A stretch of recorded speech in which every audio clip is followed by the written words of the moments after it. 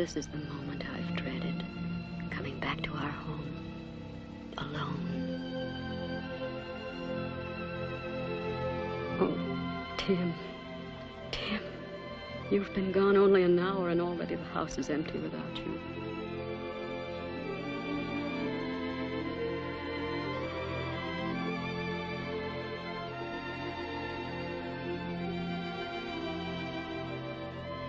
Darling, forgive me. I've held myself together through all our goodbyes, and I've tried to understand, but I still don't know why you should risk your life.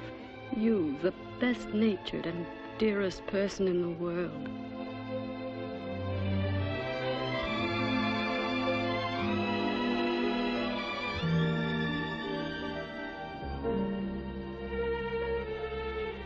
I'll try to remember what you said last night, that years from now, this will seem the greatest adventure we ever had, even though we had it separately. But I have no courage, Tim. You know I have no courage, and I have no vision. And already I'm so very lonely.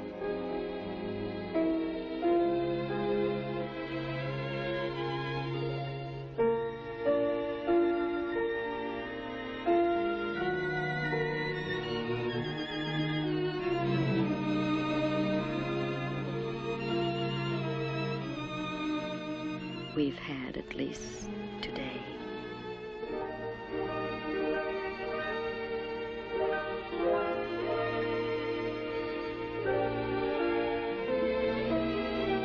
I'll try to keep all the good things as they were. I'll keep the past alive.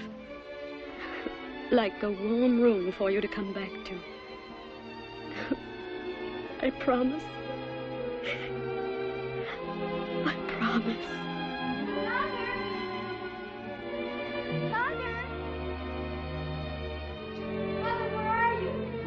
Upstairs, dear.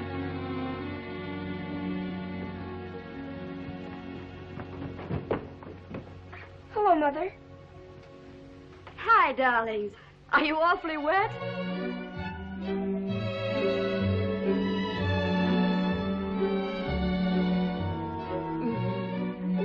Yay, such a nice, fresh cheek.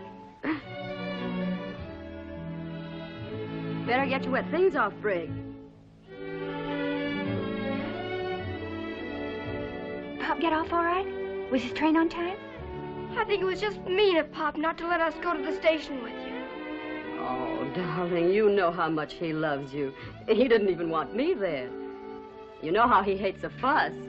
Now, Louisiana's not so far, and he'll be home on leave before he goes. He looked so swell in his captain's uniform, didn't he? Bet the others were all jealous. I'd hate a squinchy little father. Pop looks like a parade all by himself. Did he have my present with him? Right in his pocket, Brig. I hope he keeps all his money in it and everything. I hope he buys all those generals a drink. And maybe he'll be a major by the time he gets home on leave. He can be a major anytime he wants to. And anyhow, he'd probably rather do something else with it anyway. Like sending Mother a present or what, honey? Oh, I don't know. Buy some magazines or books, maybe. I wasn't really thinking.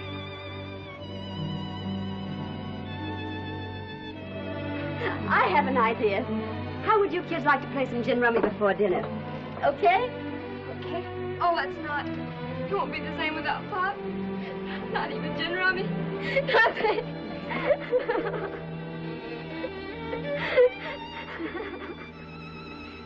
Oh, soda?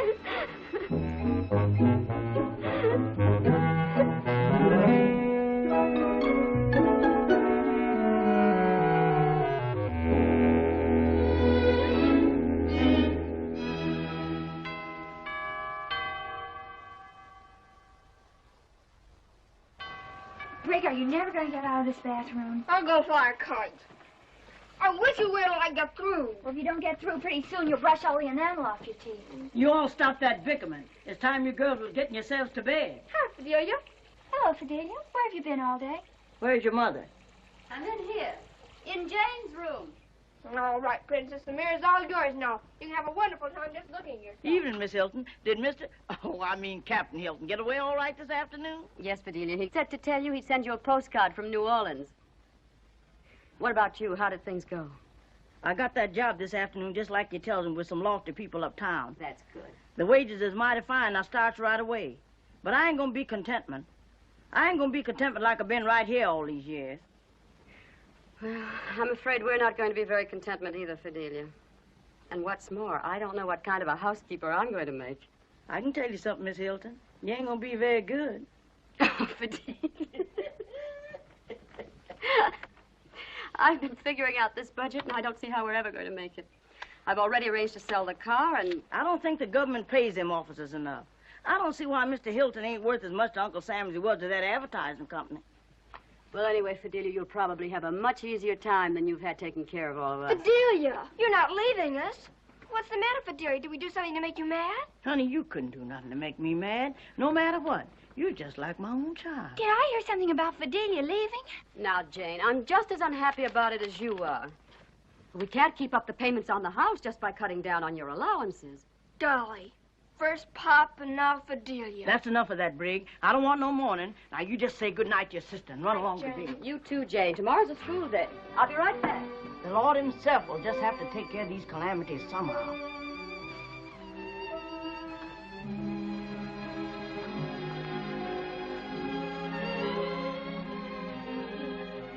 You'll come to see us, won't you, Fidelia? Of course I will, child. Land sakes alive, if you don't learn to pick up your clothes, you never will keep a husband. Men don't fancy this ornament. Good night for now, Jane, honey. Good night, Fidelia.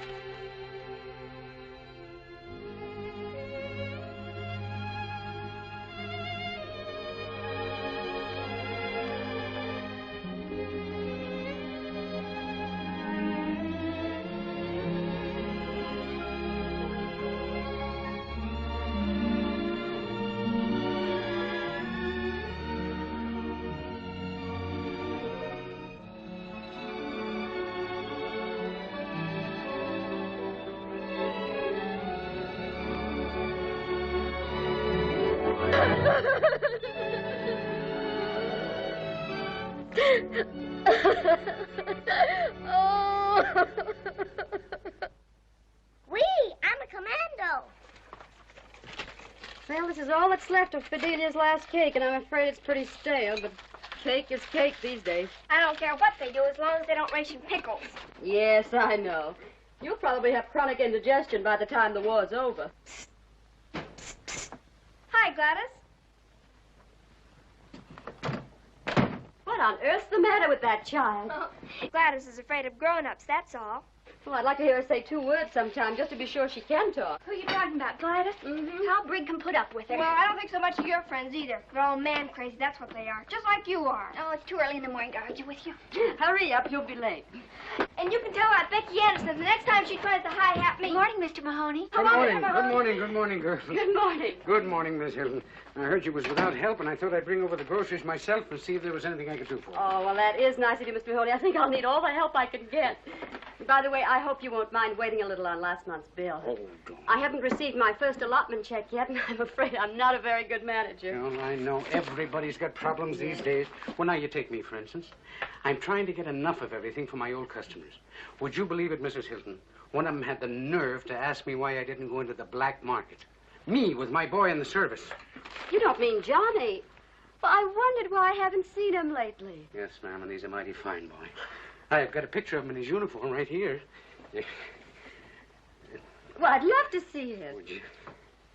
You're very proud of him, aren't you? Yes, ma'am. There are 2 things that Johnny always wanted to be. One of them was to be an aviator. And what is Johnny's other ambition, Mr. Mahoney? Well, you wouldn't be believing this, maybe, but it's advertising. Advertising. My Johnny always wanted to be an advertising man. Oh. Well, I'm sure he'll be very successful at it. You really think that, do you, ma'am? Yes, I do. You do. Well, I guess I'd better be running along. Goodbye, Miss Hilton. Goodbye. Oh, Mr. Mahoney. Do you know, I think Mr. Hilton might like to help Johnny get into the advertising business when the war's over. Now, that is an idea. It wouldn't have occurred to me. Mr. Hilton is in the advertising business, isn't he? Mm-hmm. I'm sure he'd be delighted. We've always thought Johnny was a fine, intelligent boy. That he is, ma'am. That and a whole lot more. And you've really given us something to look forward to. Me and Johnny and the missus. And it was very nice of you to come and visit with me this way, Mr. Mahoney. Oh, not at all, ma'am. Not at all.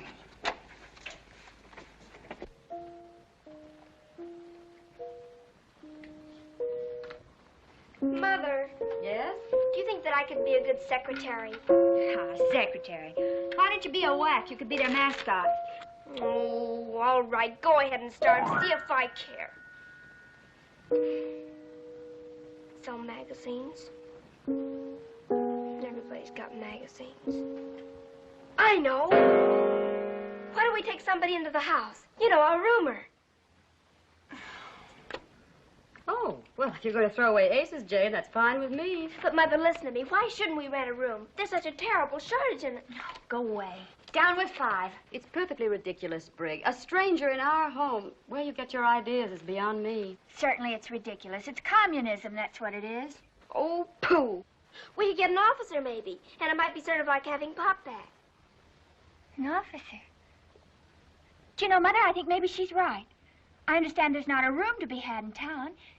It might be very patriotic of us to take an officer into our house. Patriotism hasn't anything to do with it. You're just crazy about uniforms. We should do everything we can for our soldiers. Patriotic. Brig, Jane, now that's enough. Do you want to finish this game or don't you? 102. It's a blitz. Turn out the dining room lights, Brig. Suppose Pop were looking for a room in some crowded city like this. Hurry up, Jane. It can't be that hard to figure out. And suppose there was a nice family like ours that had 3 bedrooms for 3 people. Don't you think it would be just malicious of them not to want to rent a room to Pop? Well, Jane? I won almost $6,000. 592 points at $10 a point.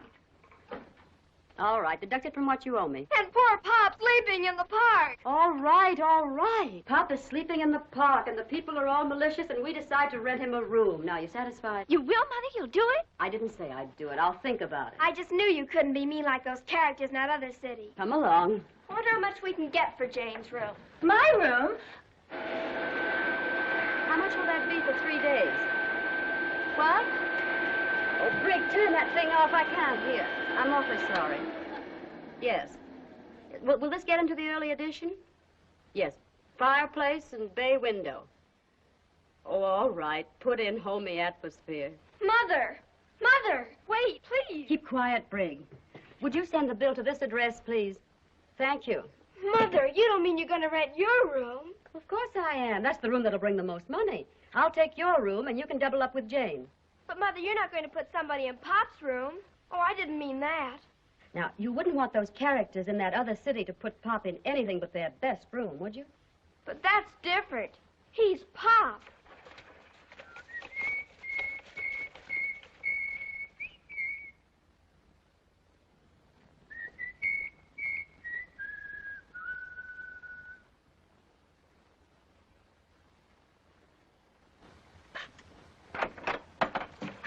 Good morning. Is this the place that advertised for an officer? That's right. The real fireplace, nice bay window, southern exposure? That's right. Of course, I haven't seen the room yet, but the homey atmosphere certainly seems okay. I guess it's a deal. I'm sorry, but the room's already taken. Oh, I see. I'm sorry you had the trip for nothing. Yes, I can see you're grief-stricken. Jane. Hi, Beaver.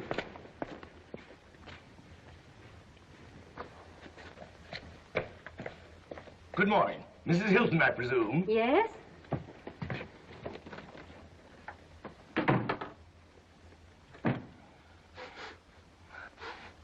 May I be permitted to observe that this is the first house I've found in this godforsaken community that doesn't smell of cabbage? Well, it does sometimes. But I was given to understand at the office of the purchasing division, to which I have the misfortune to be attached, that you had a room for rent. Yes, but I specified an officer. You see, my husband... My name is Smollett, William G., Colonel, United States Army, retired. Retired, I might add, by virtue of certain fatuous opinions held in the War Department, which judge a man's usefulness neither by his experience nor his ability, but by the number of years since he was weaned.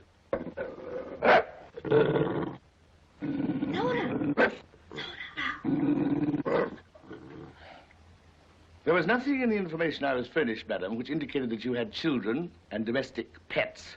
Well, I'm sorry, but they go with the house. We won't discuss it. With your permission, madam, may we dispense with further conversation? I should like to inspect the room. Oh, certainly. Just follow me. And I do hope you'll forgive me if I've been long-winded. Not at all, madam. Through a full and somewhat protracted existence, I have learned to accept the natural tendency of all women to be garrulous. Oh, you're very tolerant, Colonel.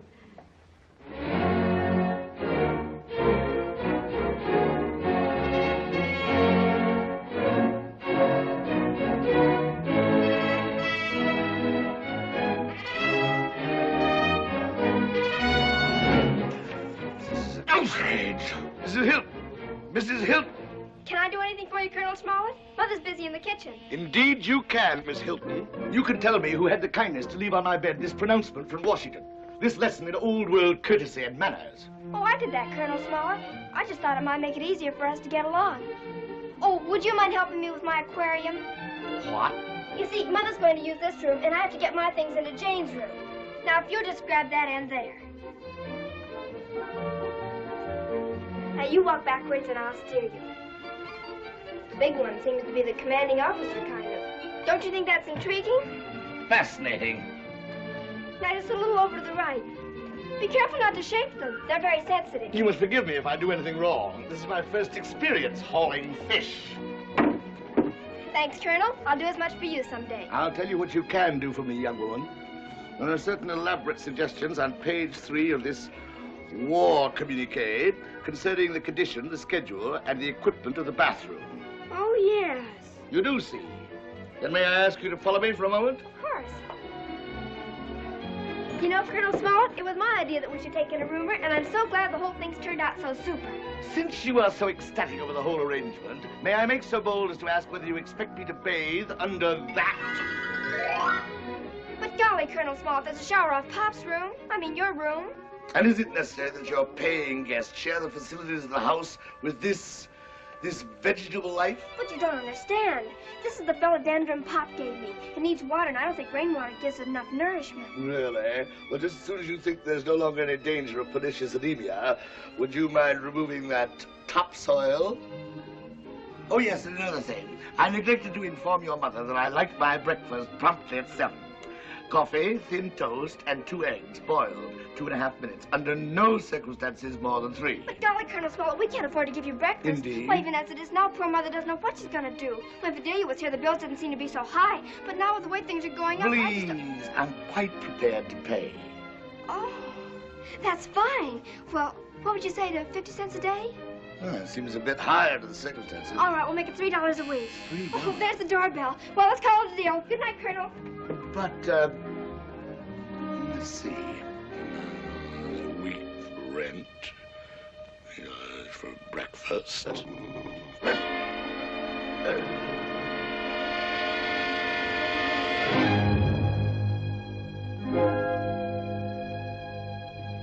Fidelia! Oh, this is a nice surprise. I kind of thought I'd like to run down and see how you all was getting along. Just about the way you predicted. We miss you, Fidelia. Now, you just give me that apron right off and let Fidelia finish whatever it is you're doing. Nothing of the kind. You must be tired. Now, come and sit down. Child, would you mind running along? I got some trouble that I want to unburden onto your mother, kind of private life. You go on upstairs, dear. Yes, and I'll come up and tuck you in. All right. Oh, and Mother, remind me to tell you about the momentos deal I just made. All right, honey. Come and sit here, Fidelia. Yes, and thanks. Well, you see, Miss Hilton, it's this way. Them uptown folks is all right in their way, but it's that lazy trash they got working for them. Miss Hilton, I just won't abode in the same quarters with them. No, ma'am. When I finishes my work, I wants my solitude and I wants my privatation. Fidelia, I'd do anything if I could only have you back, but things aren't any better. Yes, I knows. Miss Hilton, your bills is running awful high. High isn't the word for it. But how do you know? Well, I hope she won't think I'm butting in, but I've been keeping in mighty close touch, and when I heard tell this afternoon about that Colonel Smellet, and here I'm making all that easy money, and I reflects maybe you wouldn't mind renting me my old room. Oh, now you know I'd never take any money from you. That room was always yours, and it always will be. I kind of figured you wouldn't take my money, so I've got it all figured out. I can work here on my days off and nights, too. You know, Miss Hilton, I'm just strong as a horse. Oh, no. You're not as young as you used to be, and you're not going to do any work for us. Why, it'll be wonderful for the children and me just to have you in the house. Miss Hilton, it's the most beautiful thing I ever heard anybody say in all my born days. If you don't mind, I'll just go get my bag. Oh, you shouldn't bother going all the way back for it tonight. It ain't no bother, Miss Hilton. It's a sitting right here.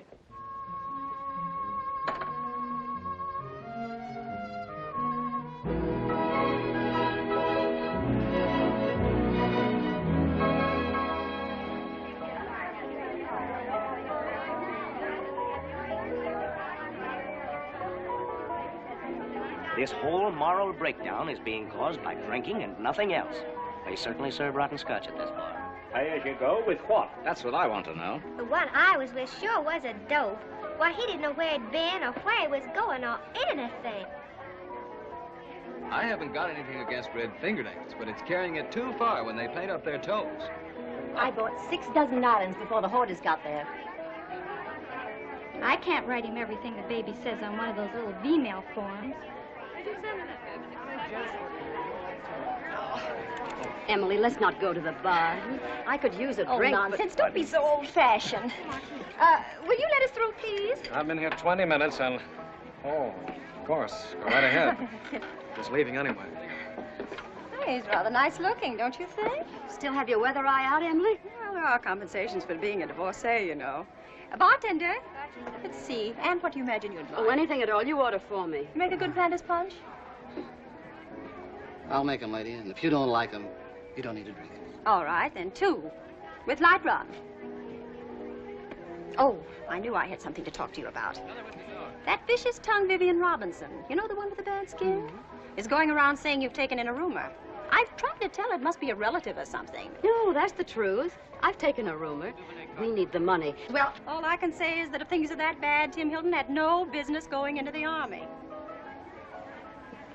To be honest, I don't understand it myself, but I knew that Tim was miserable from the start not being in it. All these irresponsible 40-year-old fathers dashing off into uniform.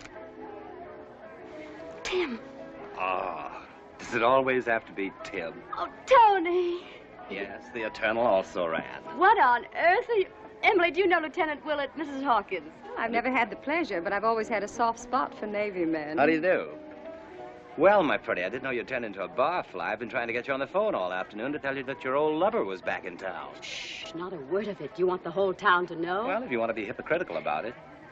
I heard that Tim had been shipped out of town, so I went to the Admiral and convinced him that I'd practically charted the Great Lakes. Oh, fine. Well, how long are we going to be honored with your presence around these parts? Just long enough to get ready for a shakedown cruise, but if you're not stubborn, that ought to give me all the time I need.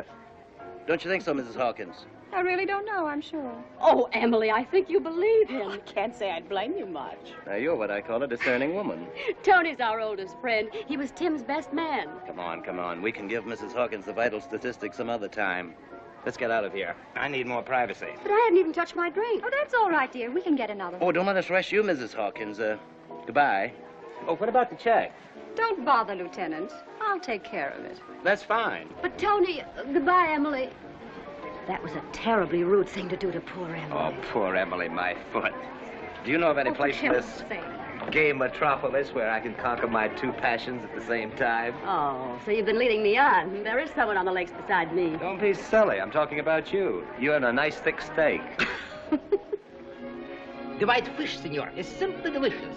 Grilled, blanc maybe you like it. 2 steaks thick. Lobster Creole, speciality of the house. 2 steaks thick. I must tell you the truth, Commodore. We are fresh out of steaks since last Tuesday. This is a steakhouse. Look, it says right here. Thick Kansas City steak. I can't help it, senor. There is a war war on, you know. Yes, I found that out. All right, bring us whatever you have. Anything but hash. Bravo, senor. You will be very happy. You will see. What are you looking so depressed about? Oh, my life is an endless series of disappointments. No steak, nobody loves me. You wouldn't think so if you'd heard the kids just now when I told them you were in town. I can't figure out just what special charm you have for them. It's just that they have better taste than their mother. If you ask me, I think they believe you're some kind of genius. Those cover girls you used to paint for romantic tales really gave you glamour in their eyes. Oh, gone are the days. Still, you know, Anne, there's a certain similarity between a beautiful woman and a battleship. It must be, or else why would you be so interested in battleships? You got me wrong, Anne. As far as I'm concerned, there never was a beautiful woman but you. Oh. Ever since that summer, the whole crowd of us went up to the Thousand Islands. When I first saw you standing on that little yawl, had on that white bathing suit, remember? With your hair blowing in the wind. Why, Tony Willett, when did you get back? Oh, hello, sugar. Give me a ring, huh? Yes, I will. I will. We were in the Thousand Islands with my hair blowing in the wind, remember? Really, Anne, I was nobody at all. Just a girl I happened to meet the last time I was in town. Oh, Tony, you don't have to apologize to me. I'd be disappointed if you ever changed. Look, when we get home, I'll show you something I brought back just to prove What to do you mean when we get home? Just what I said. Certainly mean to put me up, don't you? Probably can't get a room anyplace else. Understand the hotels are jammed. Oh, why do these things always happen to me? I don't see why it should be any hardship to you. Tim's away. You ought to have plenty of room. What do you think you're going to do, share my room? The girls can double up. The girls have already doubled up. We have a lodger. A lodger? What? Yes, no, don't start. No, I had enough of it from Emily. We needed the money. Well, why don't you get a job? You look perfectly able-bodied to me, if I may use the word body. What on earth could I do? Well, you could do plenty of things if you really wanted to. You could... Let's skip it. I don't want to hear a serious word out of either of us until I leave this town. Oh, Tony, it's so good to see you. You know, next to Tim being home on leave, it's the nicest thing There that you could go again. Here I buy you a beautiful dinner, and what thanks do I get? Tim. What's that? Speciality of the house, chicken hash. Well, blow me down.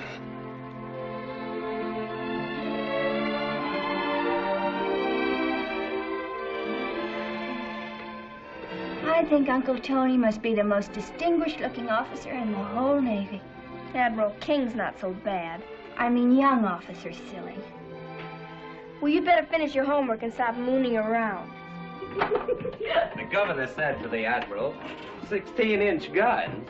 Land sakes, can't they shoot any further than that? Oh, Tony. Uncle Tony! Jane! What's the matter? You don't seem very glad to see me. Oh, but I am.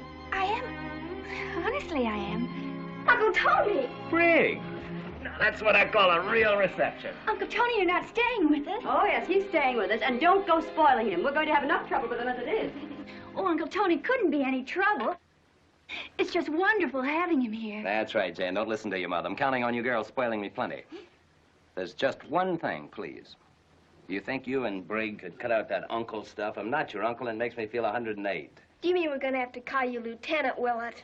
Tony to you, Miss Hilton. What on earth? Oh, that must be the taxi driver with that mysterious object you lugged along. You won't be so indifferent when you see what it is. I don't know what this thing is, but could be the side of a house, I suppose. These are funny times. I ain't got no change. Don't worry about it. I borrowed it myself. Ah, thanks, Captain. Thanks a lot. Say, lady, sure must be nice having your husband home again. Well, he's not. What's so funny about that? Imagine anybody taking you for Pop. You think your Pop's wonderful, don't you? Well, he is. Sure he is, but you don't have to rub it in. I'll take your bags upstairs. Tony? Oh, don't bother, Jane. Oh, I don't mind, really. I'd love to. Brig, you take one, too. After all, if we don't give the lieutenant some real service, he might decide not to stay here. Aye, aye, sir. Carry on, mates. Oh, put them in Brig's room. I'll move in with you girls. Oh, that'll be fun. Fun indeed. I thought I was through with dormitories. You ought to be very happy about it. You'll get to know your children better. Who's that? Is there something gone bad, Miss Hilton? I wouldn't call it anything good. Well, if it is my old girlfriend, Fidelia. Is that Mr. Tony Willett? I thought we was through with you till the duration was over. Lieutenant Willett's going to be our guest for a while. Happy surprise, Fidelia? I don't know about that happy part. Miss Hilton, don't you go let these people turn your pretty home into no boarding house. But Fidelia, I've half a mind not to stay. But the other half tells me to forgive you. What's that? Oh, I almost forgot. May as well have the unveiling right now. Wait a minute, Tony. I want to see, too. All right.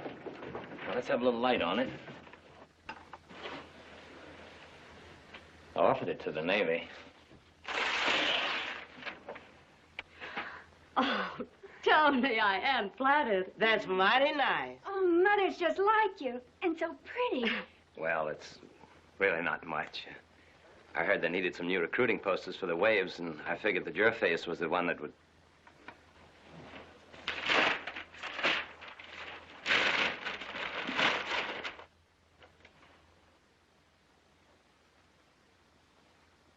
Tony Willett, I might have known. Mr. Willett, you cover that thing right up this here minute. Jane, you's no business looking at that. Tony, the Navy Department didn't accept it.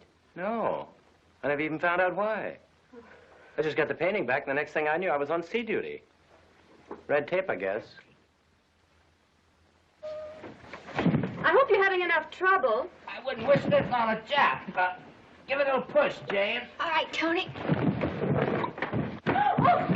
Oh, nice going, Jane. Oh, Tony, I'm so sorry. Never mind, Jane. I'm sure your mother put you up to it. Oh, no, honestly, Tony. Which way do I take this thing? Here's carpet on the port side. Here, I'll help you. How are you going to get the bed in here? How am I going to what? No, don't worry. We'll put the mattress on the floor for tonight. Yes, Tony, don't worry. I love to sleep on the floor. Come on.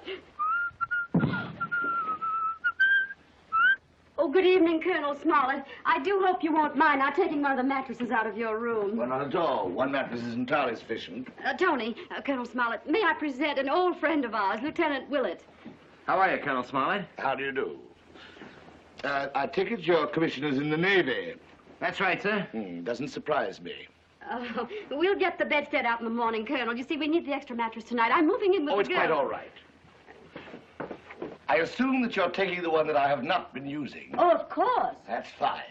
Something wrong with one of the beds? There's nothing wrong with the bed. It's just that monstrous animal that seems to be so attached to it. Good night.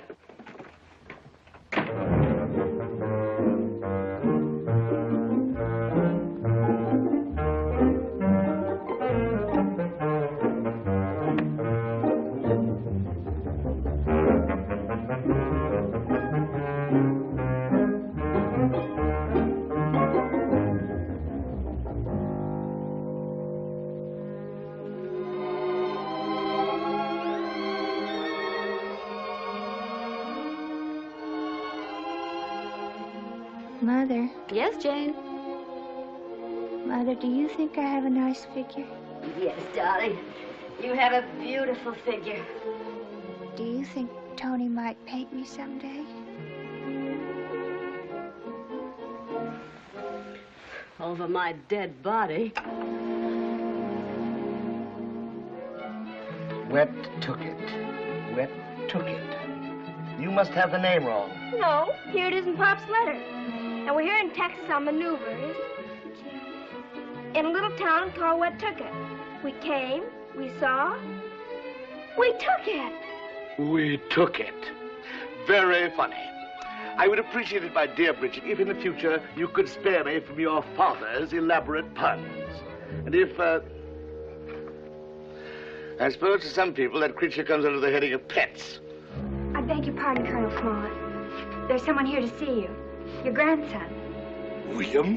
Hello, Grandpa. What peculiar combination of circumstances do I owe this visit, William? Well, you see, I was transferred out here to Chamberlain Field, and I found out at your office... Indeed? I wasn't even aware that the United States forces had been honored by your membership. I enlisted, sir, last summer. So? I don't think we need trouble these young women with your autobiography. Let's go into the living room. If you will, excuse me. Excuse me.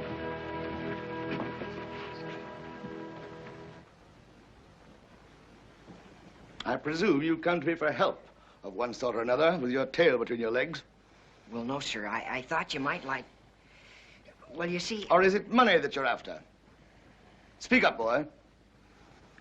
I thought you might like to see me. A very mistaken notion, if ever you had one. And you've had plenty, as we're both well aware. After all, I thought that... we may not see one another again. I don't know when I'll be shipped out. Come, William. Let's not dramatize these things. There's no need for any pretense of affection between us. You paid your courtesy call. Well, all right, if that's the way you feel about it. I'm sorry to have disturbed you. You may drop me a line with your address. And if you have any affairs that require attention, I shall have my lawyers look after them. For your late father's sake. Now, I'm sure you'll excuse me. I'm a bit tired. Goodbye, Grandpa.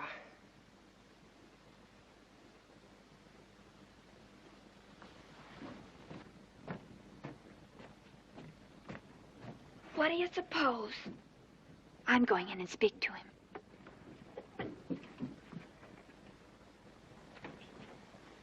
Mr. Smollett. Oh. I'm Jane Hilton. This is our home. Oh, I see. I'm glad to meet you.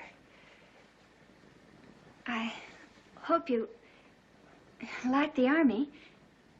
I mean, are you on leave? Well, just for the day. I'll be at Chamberlain for a while, I suppose, until we're shipped. Oh, that'll be nice. Oh, I don't mean about you being shipped. Oh, I didn't mean that either.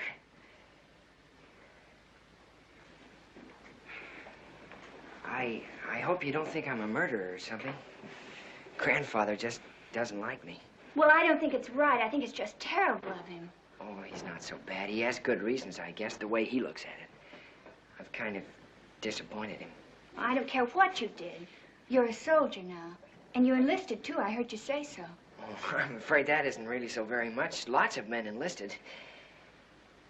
But it's awfully nice of you to talk to me this way. Hi, Brig. What's the matter with the colonel? He's storming around his room like one of the Smith brothers with a hot foot. I think I'll go up to my room and do some homework. Oh, hello.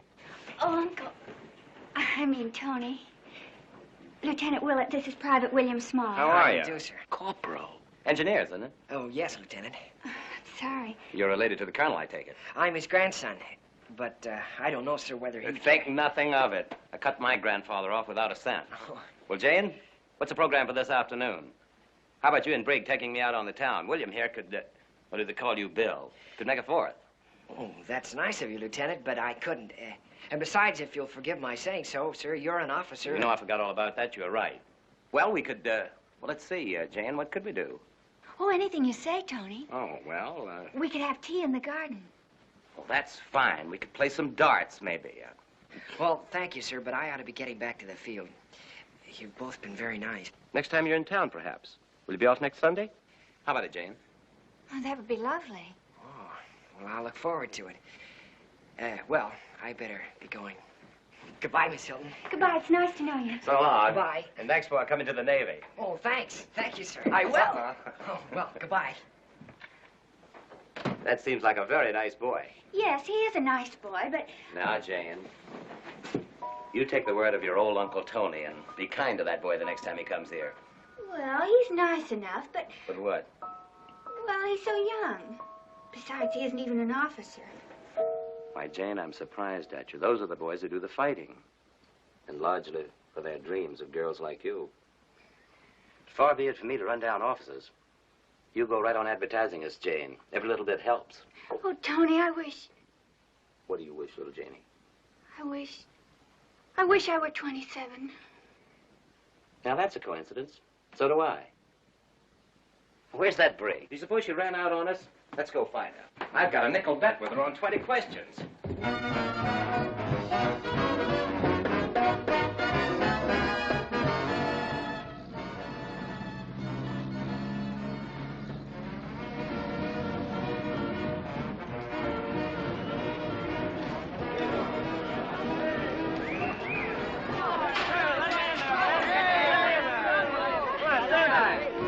Good evening, Mrs. Hawkins. Let me help you down. My, but you're strong, Lieutenant. Here, men, help the young ladies. Yes, sir. Oh, Mrs. Hawkins, I'm so frightened. There's nothing to be frightened of. You just go on in and dance. This here vehicle got Susie Fleming aboard. boy named Swenson was supposed to meet me here.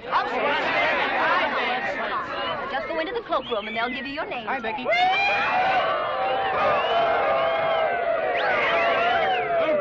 It's like a great big prom, isn't it?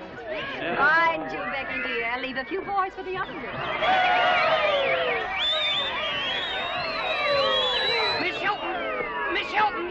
Come on, Jane. Don't dawdle. Will you be sure and tell me when Mother and Lieutenant Willett arrive? Don't worry. You just look for me at the committee table and I'll help you find them. Oh, hello, Miss Hilton. May I have your first dance? Well, I really don't know what arrangements have been made. I just can't figure out what could have happened to Susie Fleming. Jumped over the cowhead hill. That's the way the gypsy doodle works. When you think that you're crazy, you're the victim of the gypsy doodle. But it's not your mind that's lazy, it's your tongue that's a small down doodle.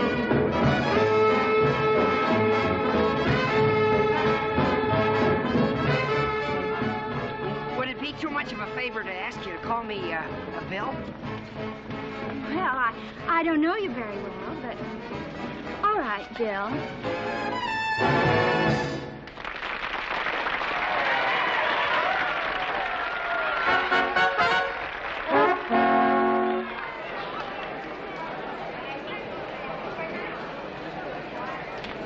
Hello, Emily. Hello, Anne. Hello, Lieutenant Willett. I'm simply delighted you could come to our little party. Hello. I practically had to tie him up with rope and drag him. He was afraid there wouldn't be another officer here. Oh, there are a few. My dear, you should see Captain Higgs. That profile. Say, Jolie. But I do believe you're the only naval man in the place. Isn't that just fine? I'll bet to give me 3 chairs and a long periscope. You'll have a good time. Wait and see. I suppose your first dance is with Anne. But remember, the second is mine. Well, that's too kind of you, Mrs. Hawkins. Now, if only I didn't have this Charlie horse. Oh, naturally, if you're indisposed. You see, Emily, I promised Tony he wouldn't have to stay long. If you'll excuse me, I have a number of things to take care of. Oh, Emily, would you keep an eye on Jane after we leave? Why, certainly, my dear. I'll devote the entire evening to her. Well, of all the phony battle axes I've ever met. Now, really, Tony, you asked for that. Well, what am I doing here with all these kids anyway? Why, Tony Willett. When on earth did you get back in town? Oh, hello, sugar. Give me a ring sometime when you're on the loose. Yeah. As I was saying, what am I doing here with all these kids anyway? That was a cute kid, too. Really, Ann, it's just a girl I went to college with. Well, bet. Mrs. Hilton.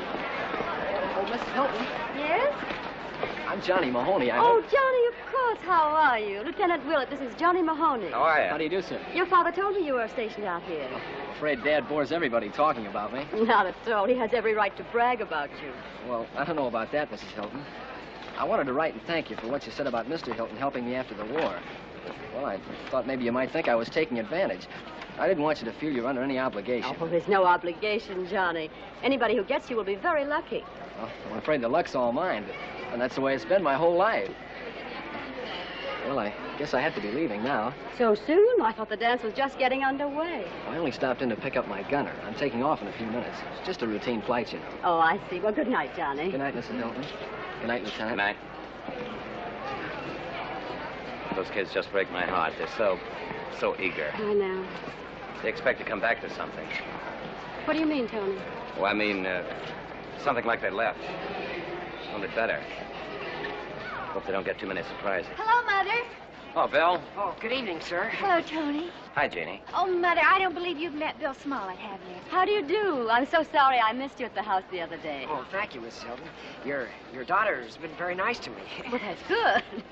Now, you children run along and have a good time. We'll be leaving soon.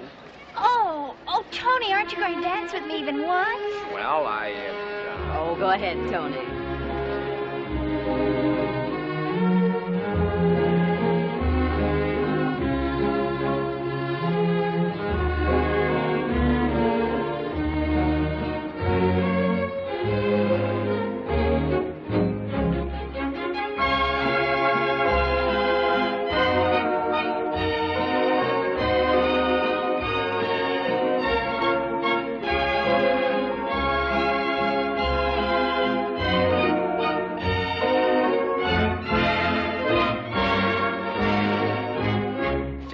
very proud of you. The nicest looking girl in the place.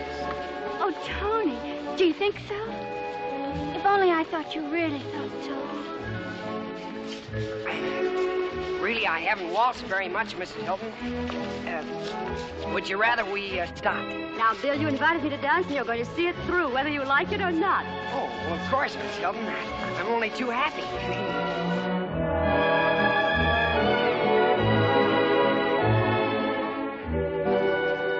I think travel broadens oneself. Don't you think so? Hope so. I'll be doing plenty of it. Do you think the artistic life is too bohemian? Indeed, I do. And look what happened to Bohemia. Oh. Did you lose something? Yes, ma'am. Susie Fleming. And I'm beginning to get right worried about her.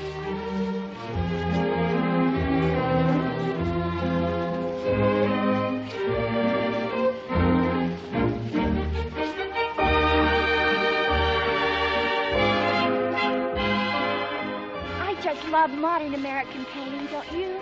You're the true American art, darling.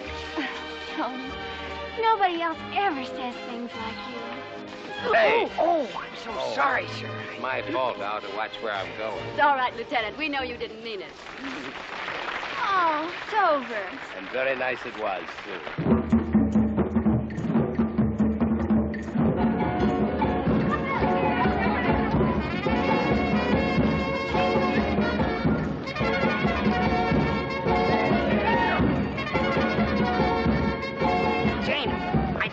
Be behind you. Hope we can find Mother and Tony.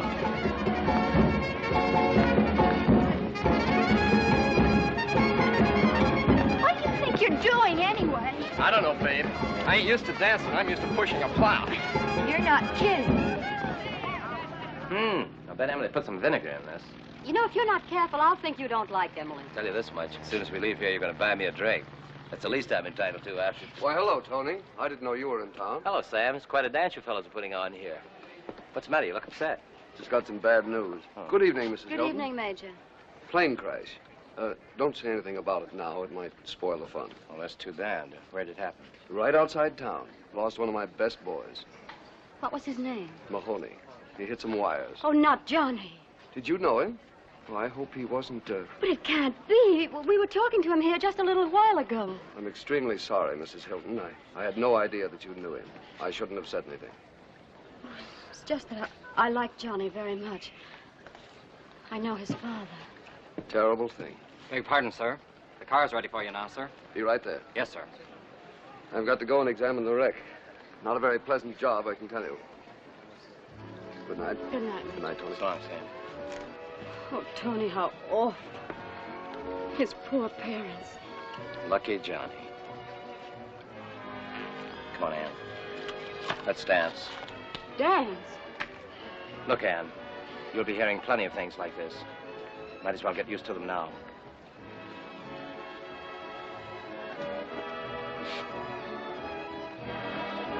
Oh, I feel so good. Don't you feel good? Well, now, my Susie, she's what I'd call a one-man woman. I love to read books. They're so significant. Why do they call you Wolf?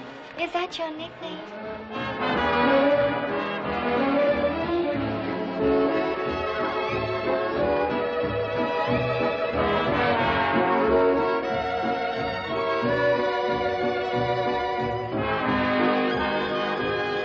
Hear what they're playing? Oh, yes.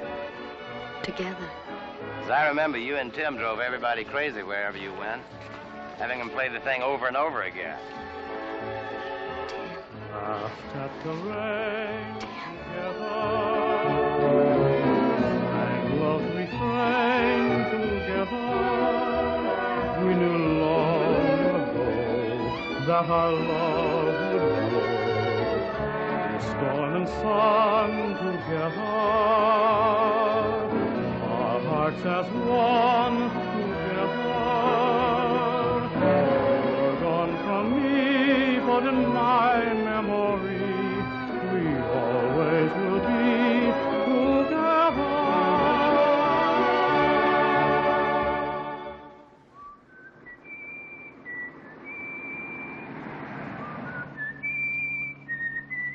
please, Tony, whistle something else. I thought that was your favorite, next to Rock of Ages, of course. Don't joke. All right, have it your way. No jokes. What is your pleasure? Oh, I'm sorry. You said you wanted a drink. Let's go someplace. You feel like it? Sure I do. Honest? No, frankly, I don't feel much like it. Neither do I. It's pleasant being in a car again, isn't it? Yes, we used to take everything so for granted. Now I feel like a king just because I can rent one for a week. Uh-oh. Yep. It's one of them, all right. What have we been doing? You weren't speeding. Things changed around here. You have to be doing something now before you get a ticket?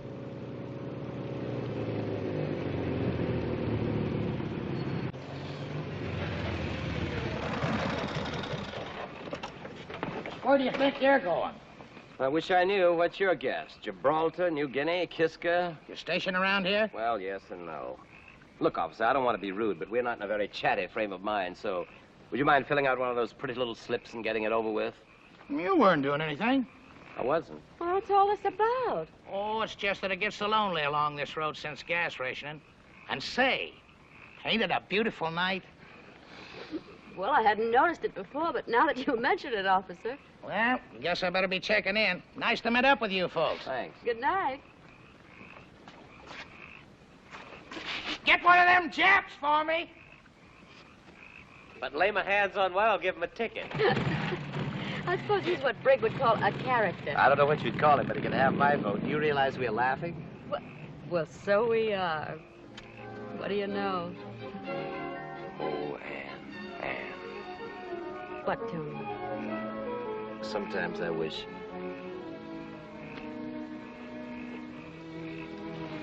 How'd you like a cigarette? Well, as a matter of fact, I'd love one. I don't believe I've had a cigarette in a month. I must say, I've never had such a dramatic build-up to a cigarette before. You know what I was just thinking? I like you best when you're not thinking. That's right, run me down. Tony Willett, the jolly fellow. Always good for a laugh. Oh, now, you're not really going to be wounded. Not by me, of all people. No. If you haven't wounded me by now, I guess I'm impervious, Anne. But I would like to tell you what I was thinking. All right. What were you thinking? I was just thinking what fun it would be sometimes to be a good, heavy, synthetic rubber heel. It would be synthetic, Tony.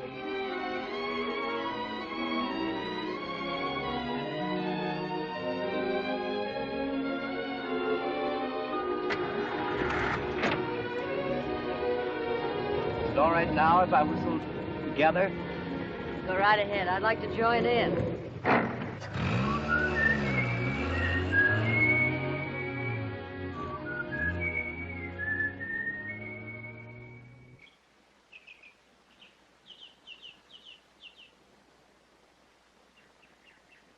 I just can't believe that by tomorrow Tony will be gone. There are enough carrots here to feed a cavalry regiment, men and horses. I guess next to Pop, Tony must be the nicest man in the world. Bridget, please. What, Colonel? If you'll excuse me, I've had enough this morning. In fact, I think that henceforth you may operate this victory garden entirely by yourself. But, golly, what did I do? But since you're so obtuse, Tony, Uncle Tony. I suppose I'd better look for quarters elsewhere, since that's the way I'm regarded around here. Oh, Colonel Smalley, I wouldn't hurt your feelings for anything. And it's not a question of my feelings. After all, a man does have his pride.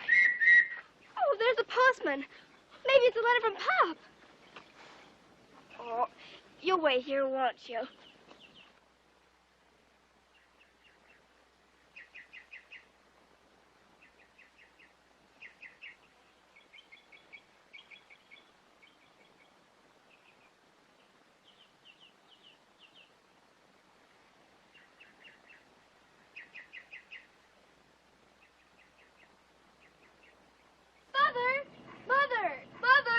What's all the excitement about?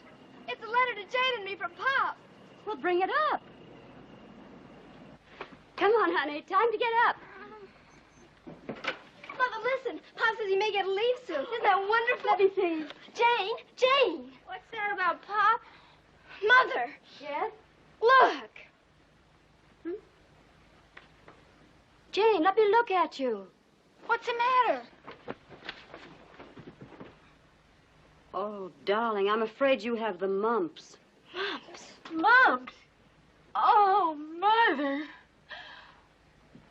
Tony's last day.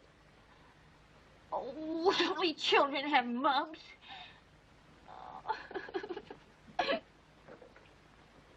You sure you ain't leaving nothing here, Mr. Willett? Just my love, Fidelia. Why, you afraid maybe I'll come back? I ain't sorry you're going, I can tell you that. Now, Fidelia, I always say nice things about you. I ain't got no time for them complimentaries, Mr. Willett. And besides, now that Miss Jane done gone and got herself some mumps, we need this room bad for Miss Hilton and Brig. Well, at least give me credit for good timing. Here, don't bother with that. I'll take it down. I want to be sure it gets down.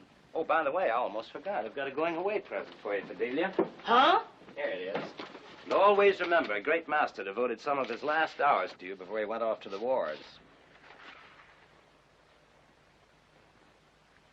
You like it? I tried not to flatter you. Why, Mr. Willett, it's just the way I always wanted to look. Someday I'll do you an oil. Holy smokes, I haven't too much time. I want to say goodbye to everybody. You just run along and say your farewells. I'll tote your bag downstairs for you. That's very nice of you. Mr. Willett, I must have been blind. Just stone blind not to see what a lovely gentleman you is. Leaving, Lieutenant? On my way, Colonel. I'll tell Miss Hilton you're ready, Mr. Tony. Thank you, Fidelia. Rather envy you, if I may say so. We could use you, sir. In the Navy?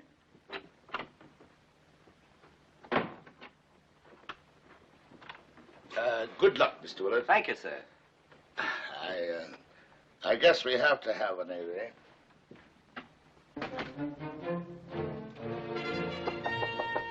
Jane?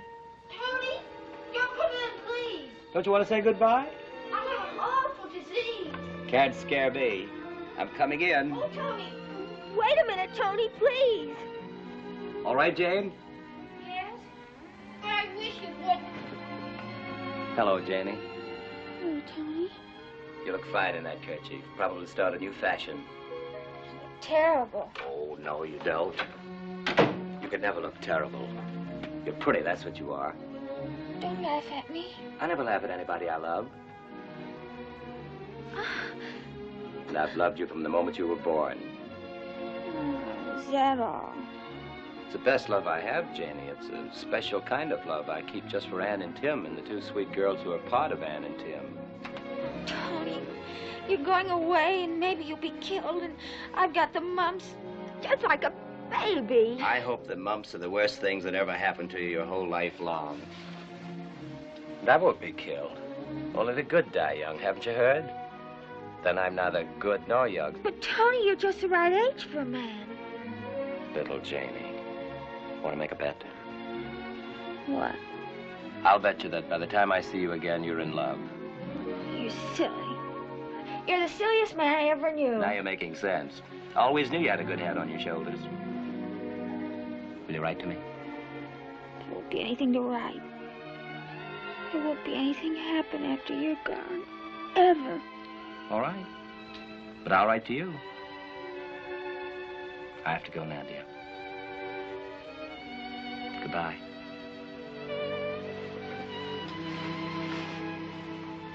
Goodbye, Janie. Bye, Tony. I'll write to you. I'll write to you all the time.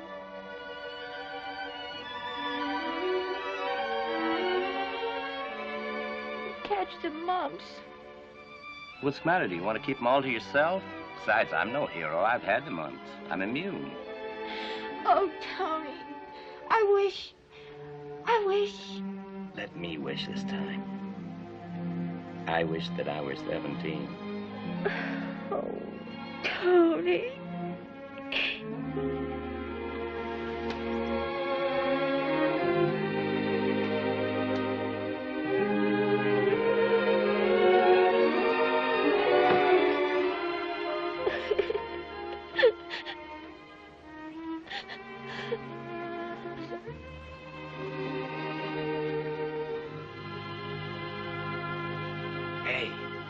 What are you doing sitting right there in that holy of holies just as though it were yours? I'm getting it used to being just another chair. May I wake her up?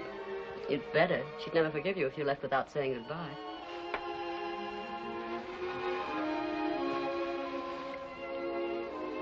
ever I have any children, God will punish me. They'll be boys. I couldn't possibly have anything as nice as that. The first step usually is to get married. Uh-huh.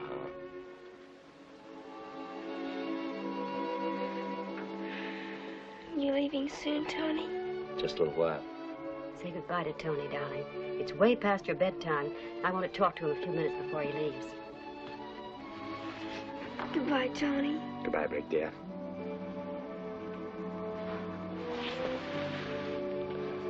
It's sort of like saying goodbye to Pop again. Coming from you, Brig, that's the compliment that top all compliments. I'll have another kiss on that.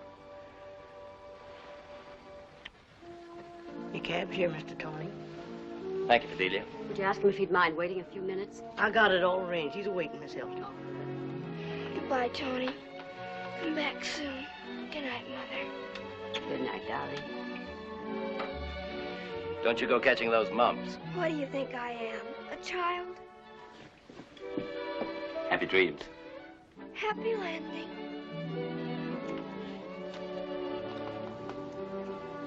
Goodbye, Mr. Tony.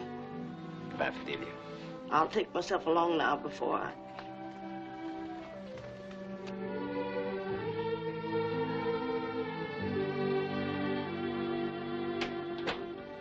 Just when did you captivate Fidelia? It was my brilliant art that did the trick. I sketched her. As a wave? And sometimes your ingratitude saddens me. You'll recover. I've got to leave here just 3 minutes flat. Tony, I'm so sorry to see you go. We've all loved having you. By the way, how did you leave Jane? With the mumps. And with tears, I'm afraid. I haven't much tact, I guess. I didn't know what to say. I know. Poor kid. But then you are very attractive, Tony. A bone for Mrs. Hilton. No, I mean it. It won't be too easy for Jane getting over it. No nonsense. Older men, every girl goes through it, didn't you? Still going through it. Yeah. Older men named Hilton. Don't you ever worry about Jane? I won't, as long as the older men are like you. You know something, Ann? I'm chump enough to go on living on your compliments for the next 6 months. Like a camel in water, you know. How long can they go? I can't tell you. I never knew one. Tony, don't tell me any secrets, but is it action this time? I guess so, down the St. Lawrence, and then just when I don't even know myself. I won't say what I feel. No, don't. You better get some rest. You look tired. I will. I have a little letter writing to do first, though. I see. How often do you write him? You won't think me foolish if I tell you. I try to write at least a few lines every night. You know, that's a little nuts. It's pretty wonderful, too. Well, good night, Ann. Good night, yourself. Oh, come here. You're a swell guy, Tony. Oh, go away.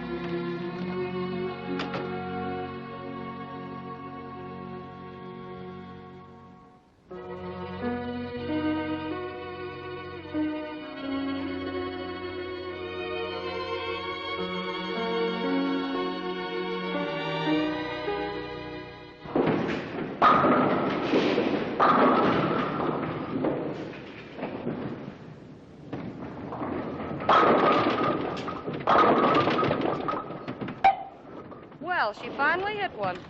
Now, don't drop it. Bowl it.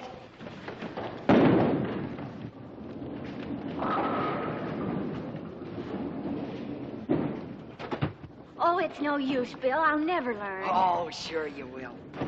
I hurt my thumb. Oh, I'm so sorry. Let me see. Ha, ha, ha.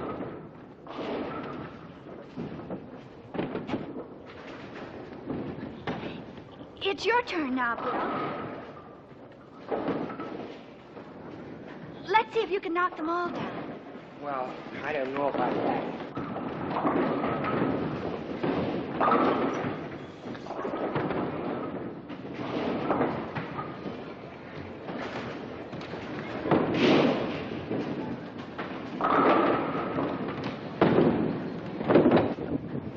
Ha, ha, ha.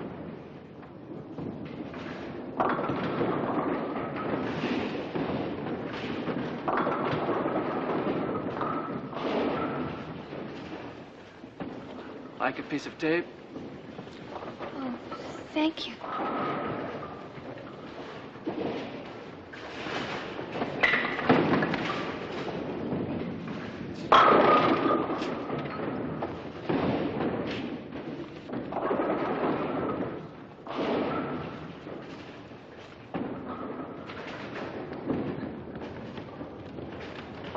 It's your turn now, Jane. Oh, he just gave me a piece of tape.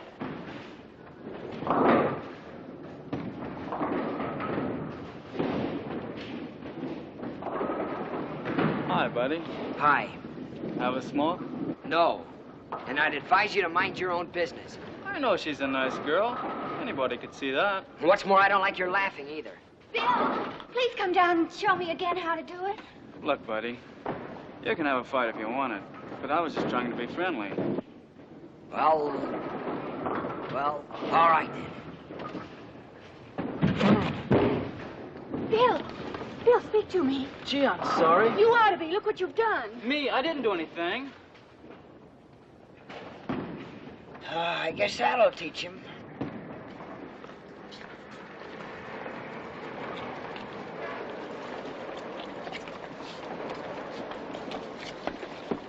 You know, I've never been to the beach in my whole life. I've never seen the ocean. You haven't? I never saw it till a couple of months ago. But you're a sailor. I was brought up on a farm. Oh, I see. I've never been on a farm. You haven't? I was brought up on a army post. Oh, I see. I have to catch a train. Got to be back at the base in the morning.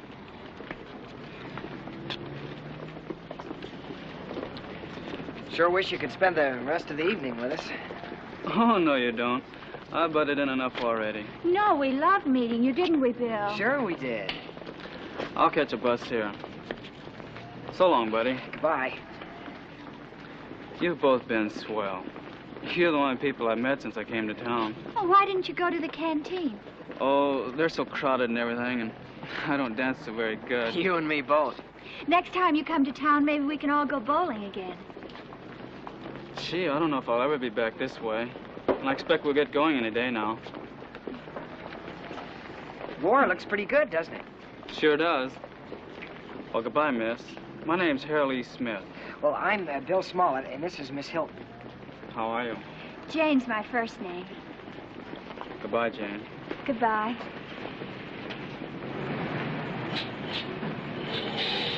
Bye, Harold. Hal. Oh, goodbye, Hal.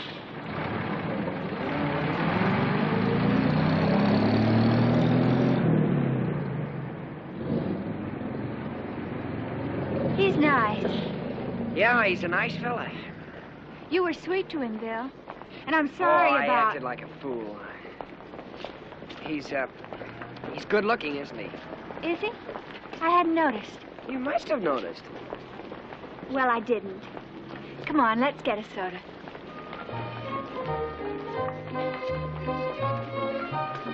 No chocolate. We only have vanilla flavoring left and no ice cream. Would you like to try our victory punch? What's that? Oh, it's sort of a loganberry phosphate with lime. Oh, that sounds fine. We'll make it two. All right. But you could have a vanilla soda without any ice cream, maybe. Oh, that's right, I could, couldn't I? All right, I'll try that. Okay, one victory, one vanilla soda with no ice cream. You mind if I smoke? Of course not. Bill, now why are you so timid about things? What do you mean, Jane? Oh, I mean about asking if you can smoke and... Well, nobody else does that. And, well, I mean everything. Is it... I hope you won't think I'm being forward, but... Is it something to do with your grandfather? No, it isn't that. Although I suppose I've always been sort of scared of Grandpa. But why? Well, I dug up a scoop of vanilla ice cream for you. Oh, thank you. Please pay the cashier and buy War's Dance with your change. Thanks, I will.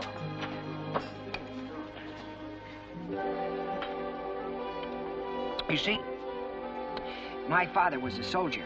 He was a colonel when he died. I guess all the Smollets all the way back were soldiers. One of them was with Washington at Yorktown. Although sometimes I think Grandpa just made that one up. I'm sure he didn't. You ought to be awfully proud. Oh, I'm proud, all right. But, something went wrong with me. Mother died when I was born, so I never knew her. Oh, of course, I never knew her. That's a shame. She could paint pretty well. China and things. I hope I can show you her work sometime. That is, if Grandpa... If Grandpa what? Well, if I go home. You see, I haven't lived home since West Point. West Point? Oh, look, Jane, you don't want to hear all about this, do you? Not if you don't want me to, Bill. Oh, but I do, of course. There's no one in the whole world that I'd rather explain... that I'd rather tell.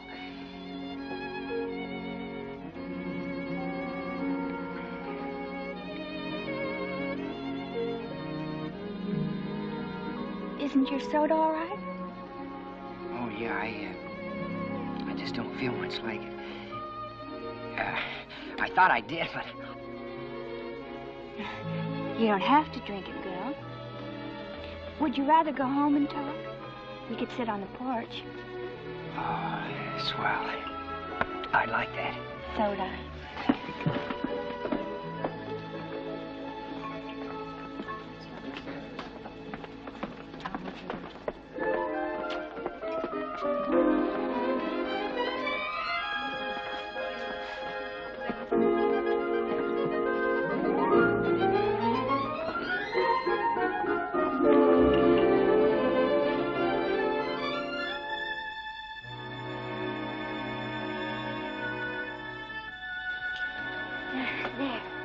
Now we can relax. You were talking about how your grandfather always wanted you to be a soldier. Would you like a sandwich or something? He wanted me to be a general. But didn't you want to be a general? Well, no, I didn't. But why not, Bill? I had an idea it was more important to build things. But I don't mean it isn't terribly important being a soldier. I don't know how we'd keep the things we build without them. Of course. But you said you went to West Point. I should think you'd be a lot more than a...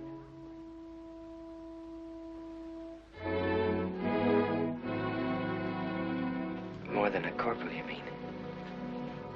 Let's have a picnic sometime. I'll bring a...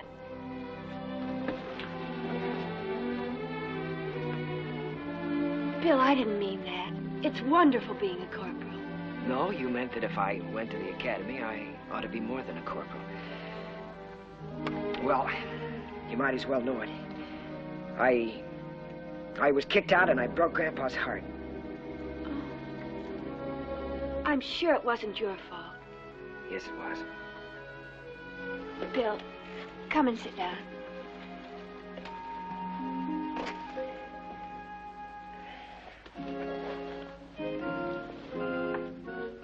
Look, Grandpa's father carried this watch at Vicksburg. Grandpa gave it to me on my 10th birthday. He had it engraved for me. Read it. I'll light a match. To William G. Smollett II, who will lead men to glory on the battlefield. You must have been terribly pleased. I said, Grandpa, don't people hurt each other in war? You see, I was only 10. He took the watch away from me. But he gave it back to me again when I entered the academy. Oh, Jane, I did my best, but I couldn't ever make a good officer. I can't lead men, and I know it. So even if I led my class the way Grandpa thought I should... Grandpa. What about yourself? Why is it so important that you satisfy him, the old... Because he loved me so. Oh. Yeah, I'm sure he did. Once. But all through military school, from the time I was 8 years old, I kept letting him down. I never even wanted to play with the tin soldiers he gave me. Grandpa kept telling me that if I was a Smollett, But I guess I was always, well, you know, weak. I was sort of a joke at the academy. I only lasted a couple of months. Grandpa couldn't face his old cronies. Well, that's it. Now you can see what a mess I made out of everything. You've done no such thing. You're fine and strong, but you're just sensitive, that's all. But do Don't you think I'm a failure after everything I've told you? A failure? Just because you're not an officer? Why, an officer I know told me, he said that you were the boys who are doing the fighting. Lieutenant Willett, Yes? you think a lot of him, don't you? Of course, but what's that got to do with it? You're a soldier, and that is, we're proud of you. And I hope you never get promoted. All those officers strutting around with their gold braid and everything. Gee, I'm so glad you feel that way about it. But, Grandpa... Oh, bother, Grandpa. Ooh, there's soda. Maybe you'd better go before we wake the Colonel. He doesn't scare me. Not anymore, he doesn't. Jane, let me stay long enough for just one cigarette. All right. Provided you don't ask my permission to smoke it. I won't.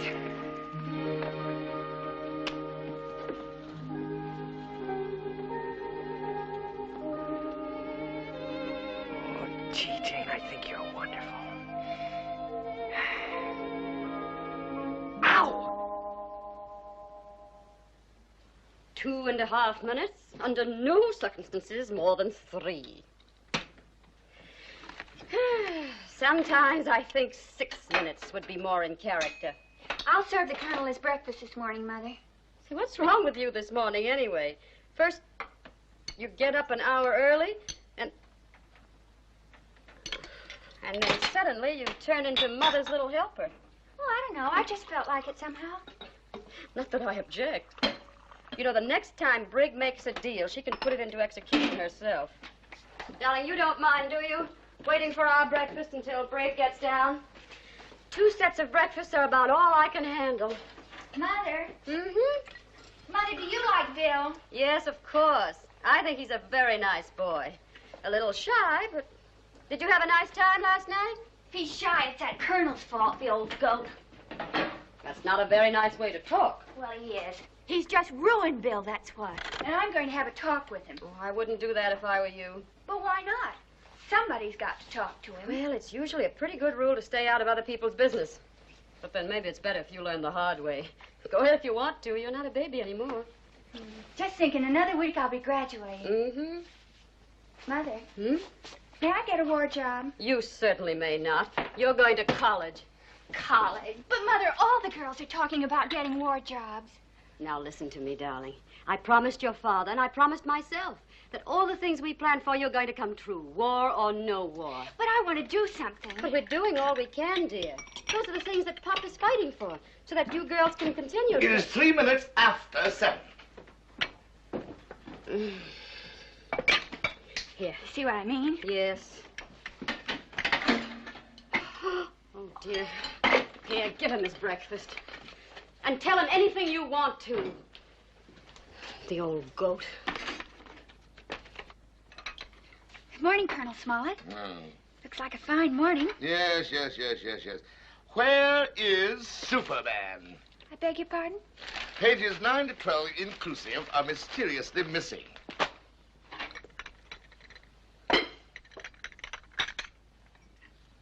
Where's the other one? Brig? Oh, it's a little early for her. The other egg. Oh, that's the only one we have. There's getting to be sort of a shortage. I guess the hens are busy with war work.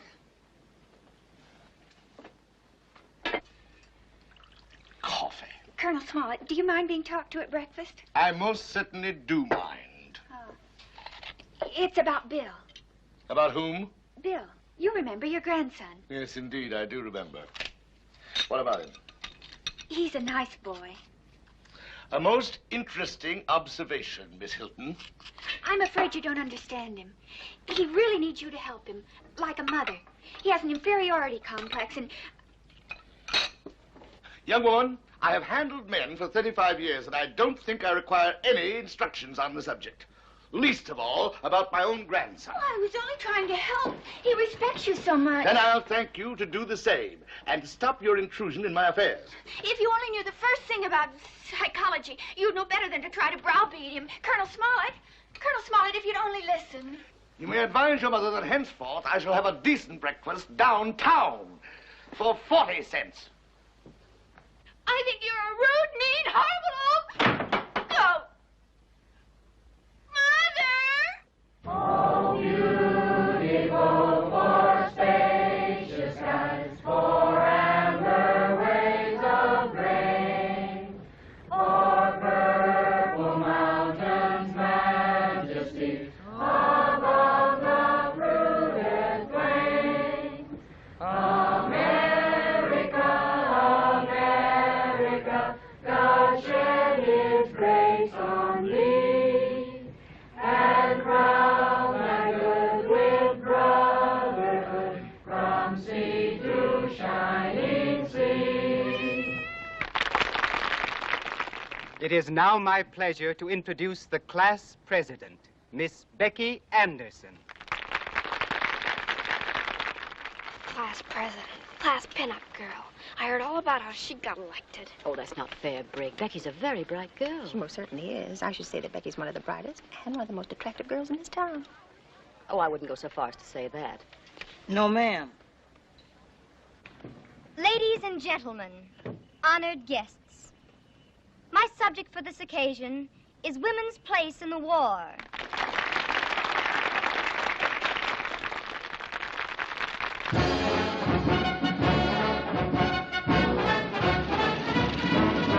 Golly.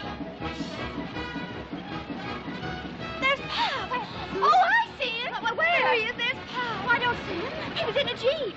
Oh, you imagined it. No, honestly. Yes, Mother, really, it was Pop. Oh, why did I have to fall asleep after staying awake all through that double feature? I know what we can do, Mother. Let's wait and see it again. Quiet. Be quiet yourself. I beg you. Mr. Mahoney. Oh, good evening, Miss Hilton. Sit down. I'm sorry. How are you, Mr. Mahoney? Oh, I'm fine, thank you. Hello, girls. Good evening, Mr. Mahoney.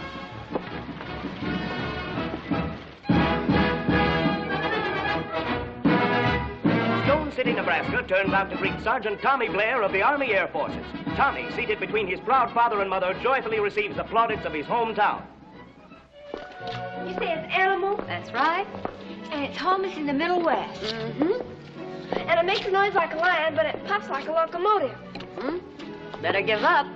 You agreed if you hadn't guessed it by the time we got home. Oh, I know. It's soda. Oh, no. Brig guessed that long ago. All right, I give up. It's Colonel Smollett, silly. Oh, Mother. What's that? Mother, what do we do? Is he dead?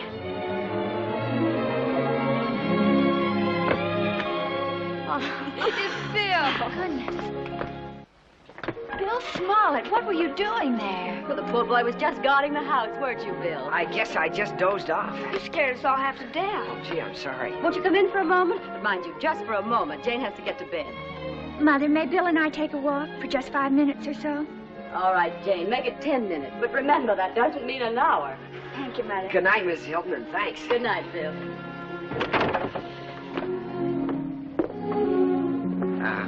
Gee, I'm sure sorry I missed your graduation, Jane. It's not your fault you couldn't get off. Well, I would have if I could have. I know you would have. Shall we go this way? Oh, that'd be fine. Or this way? Okay. No, I think the other way's better.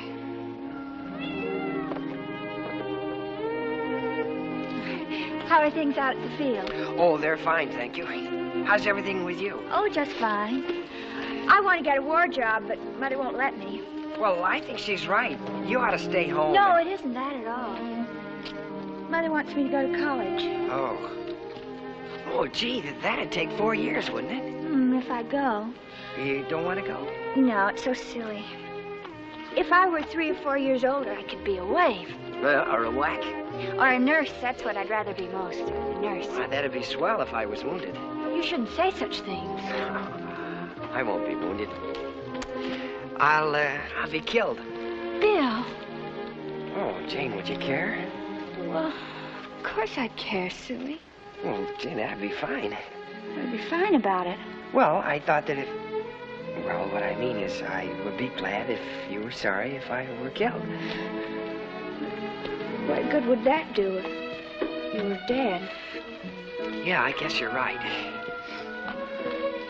I don't ever want to hear you talk like that again. Okay. I'm sure sorry I missed your graduation. Jane! Well, the 10 minutes aren't up yet. Jane! Jane! What's the matter?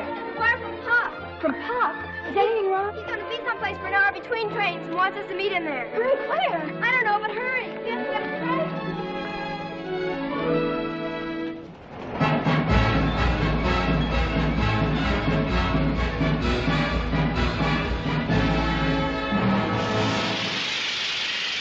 Show your tickets, please.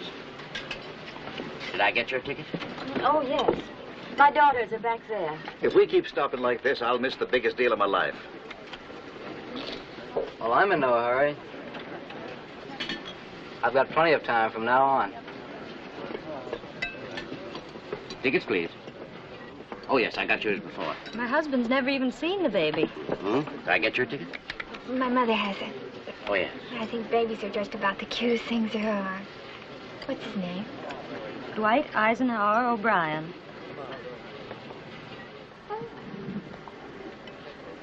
And after the Germans came... Ticket, please.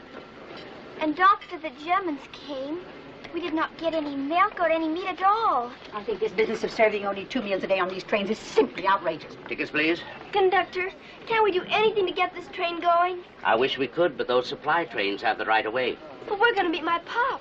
He's in the army, and if this train is late, we may not see him before he leaves. But don't you think those tanks had better get through if you want him to come back?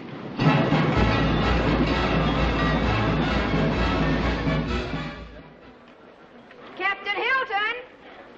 Captain Timothy Hilton! Captain Hilton! Well, he said the lobby. Sorry, ma'am. He didn't answer the page. Well, I can't imagine. Oh, here. What do we do? We're so late. Thank you. Thank you, ma'am. I'm sorry, there's nothing available until October. I beg your pardon. Are you sure there's no message from Mrs. Hilton? I'm quite sure, but I'll look again if you'd like me to. Maybe he hasn't gotten here yet. Well, Pop's always so dependable. Well, it wouldn't be his fault, silly. Are you sure you have the right hotel? Oh, yes, definitely. Oh, yes, here it is. Mrs. Timothy Hilton. Thank you. Oh, I'm sorry. They're all filled up. I can't help it if he is with the OPA. We've missed him. Oh, Mother. I know you'll understand how heartbroken I am that my orders wouldn't permit me to wait. Kiss the kids for me. Is there something wrong, madam? What? Oh, no. No, thank you. The only address I can give you is APO number 805, care of Postmaster, San Francisco. Army Post Office. But, Mother, that means we won't be seeing him before. Oh, Mother! No. Sorry. No reservations until October.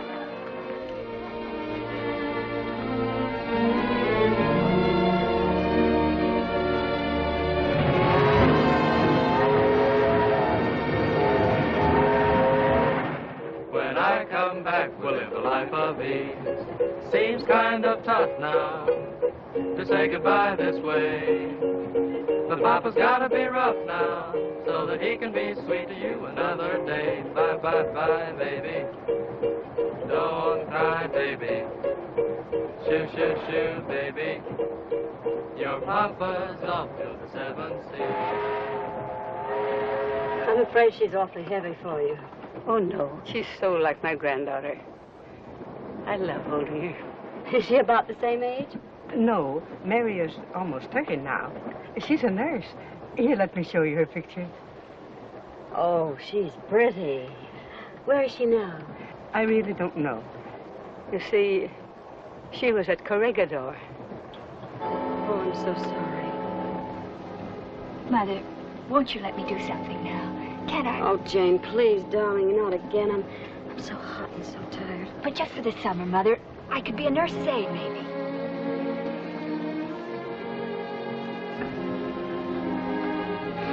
All right, Jane. Oh, gee, Mother, that's swell.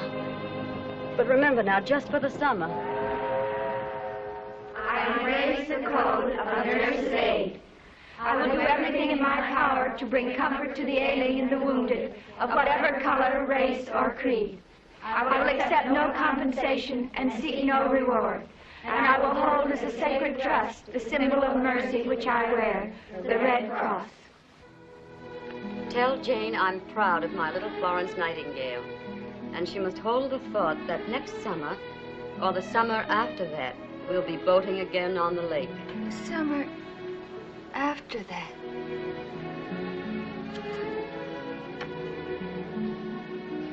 And tell Brig that her candy is all the sweeter because she made it. But I'm worried about your ration points. You mustn't waste them on me. Waste them on Pop. He's thinking of us, darling. We get everything we could possibly want. And don't tell Fidelia, but the grub is wonderful. I'm gaining £1 pound a week, and if it doesn't stop soon, they'll have to make me a general just for appearance's sake. That's all for tonight, except... Except for what, Mother? The rest is to me. Mother, I want to hear it. Can't I have any privacy at all? It's just for Mother, Brig. Didn't you hear? Oh, all right. Oh, you can hear it.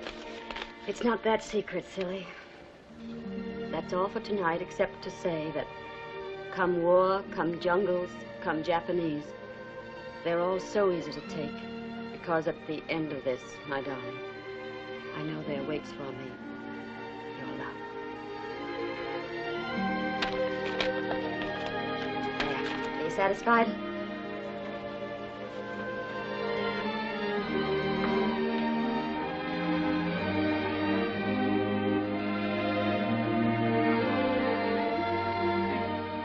I'll go to my room, Mother. Oh, I thought we were all going to try out those new hairdos from Vogue tonight. Would you mind if we didn't? There's a pamphlet on... I want to study on third-degree burns. All right, darling.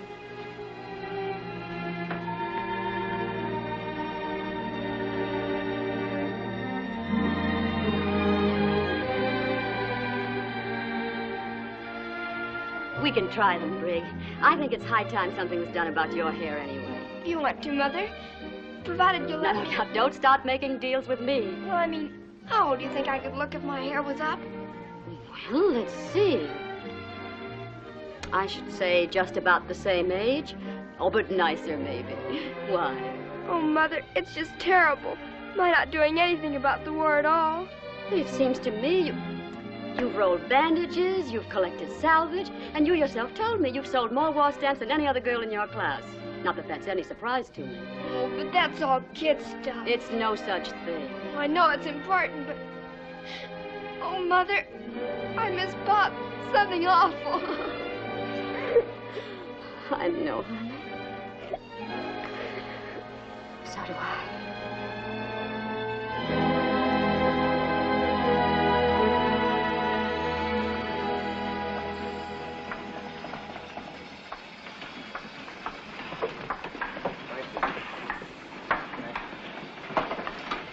Thanks, Toots. Ice cream?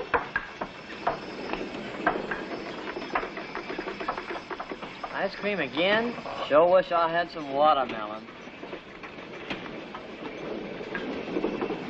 Now, you men watch Joe carefully. All it is learning how to walk again.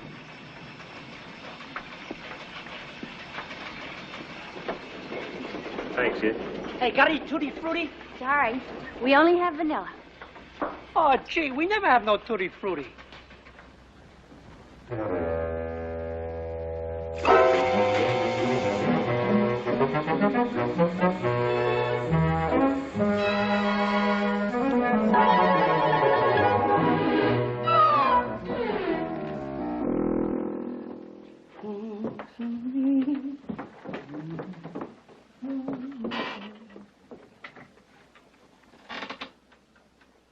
Wake up, Miss Hilton. Wake up. What is it? It's most time for dinner. Wake up. Oh, Fidelia. Where's Mr. Hilton? Mr. Hilton? Oh. Oh, I guess I must have been dreaming. You sure was sleeping hard. Aren't you home kind of early? Yes, I'm a little. I got a new union rule for myself. 6 o'clock quitting, unless I likes people. Is that for me? Oh, yes, I almost forgot. That's why I woke. What's the matter, Miss Hilton?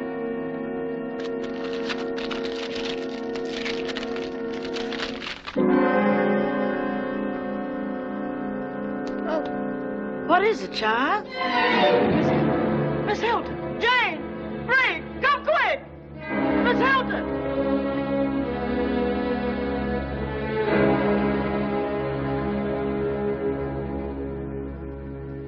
I pray the Lord my soul to take. And God bless Pop and Mother and Jane and Fidelia and Uncle Tony and Soda.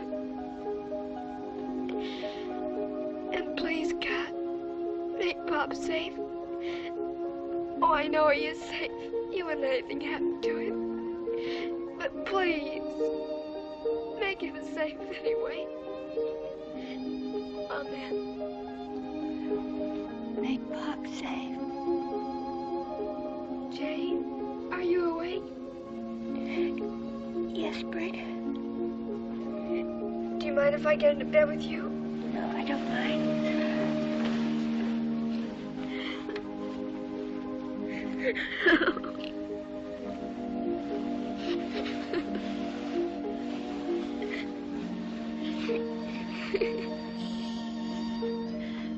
Don't let Mother hear you.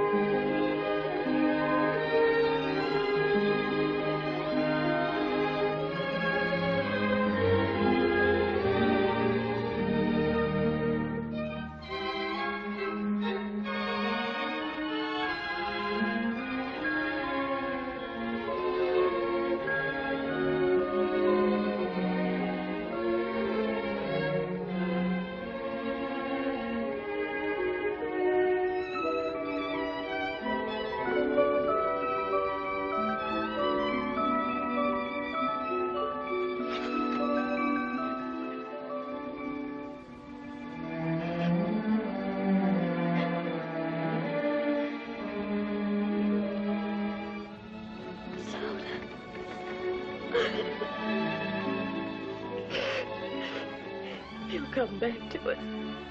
He'll come back.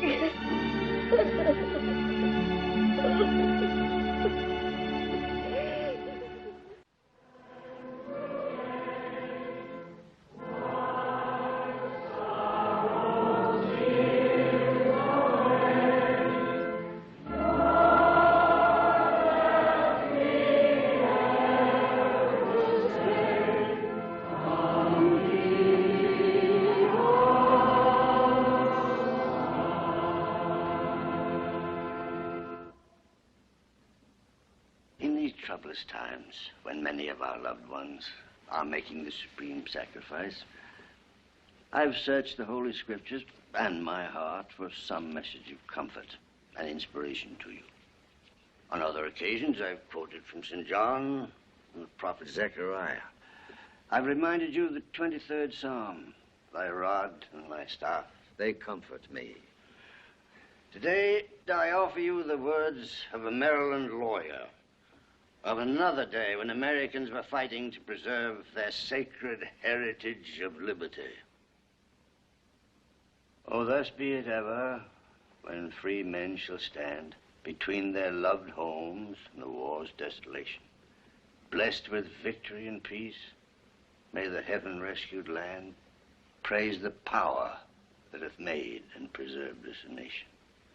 Then conquer we must, when our cause it is just, and this be our motto: in God is our trust. Now, those words have become the last stanza of our national anthem.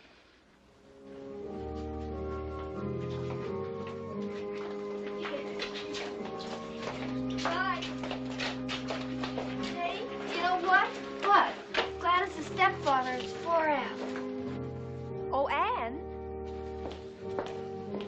Jameson's a nice old duffer, but I don't know why we have to have all that flag waving. Well, how's everything going with you, Emily?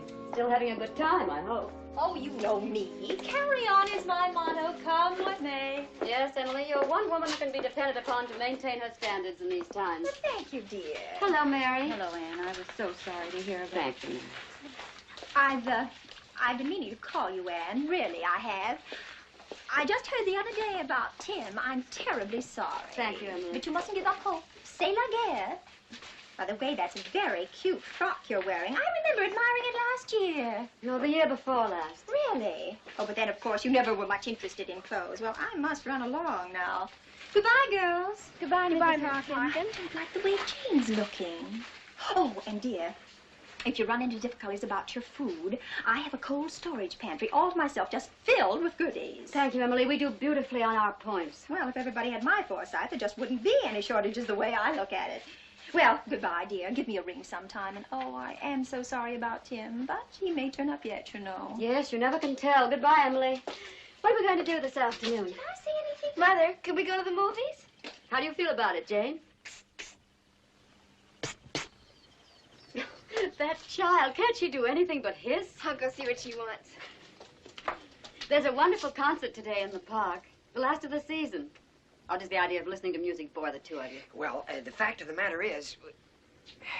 Well, yeah, I think a concert sounds like a good idea. Don't you think so, Jane? Well, I don't know, Bill. If you feel like some music. Or would you, by some remote chance, like to be alone with each other this afternoon? Oh, no, Mother, Mrs. Hilton, honestly, really? but we thought it might be nice if we went out to the country for the day. Mother, would you mind if I went over to Gladys's for lunch and stayed the afternoon? Darling, no. You run along if you want to. Thanks, Mother. And see if you can teach her some semaphores. Bye, Bill. Bye, Brig. You see, Mother, Bill's leaving tonight. He's been transferred to, what do you call it, Bill? A staging area. Bill, I didn't know. Do you know where? Well, yes, but... Oh, of course you can't say, no. Or whether you're going to come back here. No, it'll be the last stop, I suppose. Isn't that awful, Mother? I'm sure it's what you want, isn't it, Bill? Oh, yes, ma'am. If it weren't for... May I see Bill off, Mother? You see, I don't have to go back to camp. I'm catching the Pathfinder at midnight. May I, please, even if it is late? Of course. Provided I can, too. Oh, would you, Mrs. Hilton? That's wonderful. Oh, Mother, you're so sweet. You almost knocked me over. Will you have supper with us? Oh, no, thank you, Bill. I have a million things to do. I'll see you at the train. So long, kids. Gee, she's nice. She's so lonely, Bill. Yeah, I know.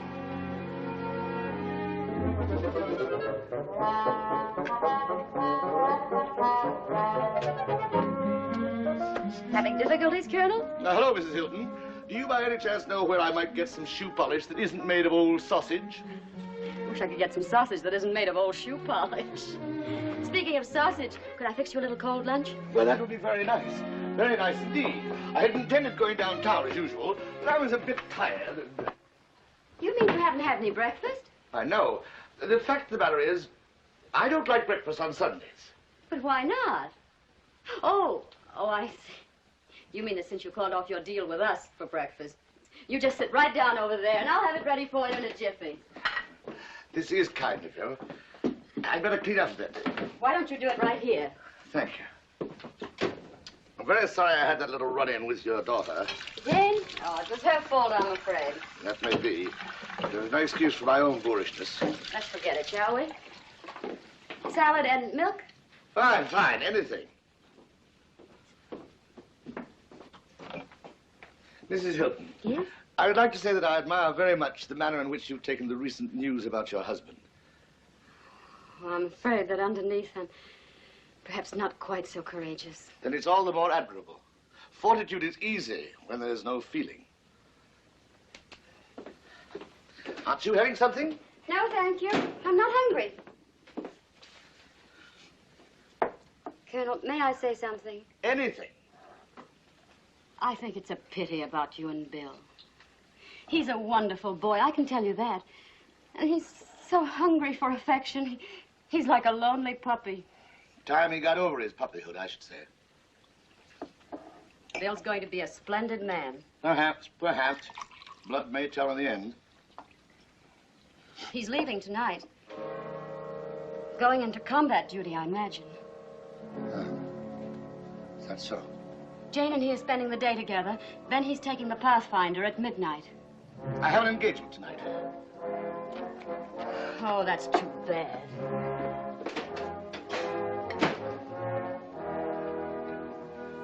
Your grandson's going off to war. But I don't suppose that's of any importance to you. If you'll excuse me. Mrs. Hilton. Yes? I don't want you to think that I'm any more ruthless and hard-hearted than is the case. I do have an engagement, an important one, with a British Army mission that's only here for the day. Here's the wire from them. There's nothing I can do. Oh, I'm terribly sorry. I'm sorry for Bill and for you. Perhaps I can finish in time. In which case... You'll be at the station? I'll try. I'll try my best. But if I can't, would you wish the boy luck for me? Of course I will. Oh, it'll mean a great deal to him, I know. And thank you very much for the lunch. Will you give us another chance at breakfast? On the house? Well, of course I will. Delighted, I'm sure. Good afternoon, Colonel. Wonderful woman. Wonderful woman.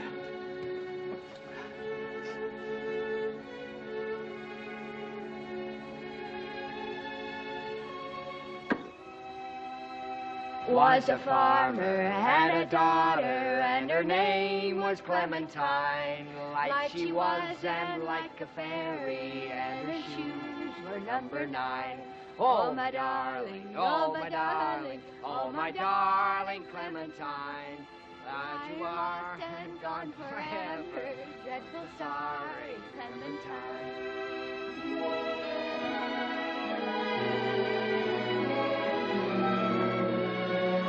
I was just thinking how much fun it would be to stay out here always.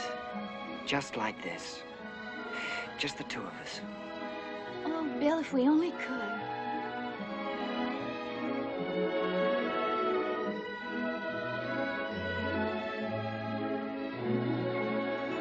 Hey, I wonder how this thing works. Something up there on the tractor, I guess. I think I'll try it.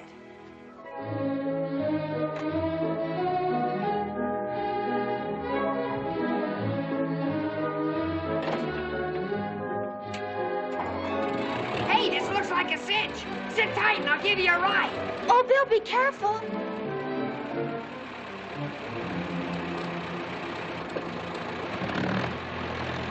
Oh, Bill! Bill, stop! Farmer in the dell, the farmer in the dell. Oh! Bill! Bill! Oh, Bill! The farmer in the dell, farmer in the dell, the farmer in the dell. Hi-yo, Mary-o, the farmer in the dell. Jane, we better get out of here.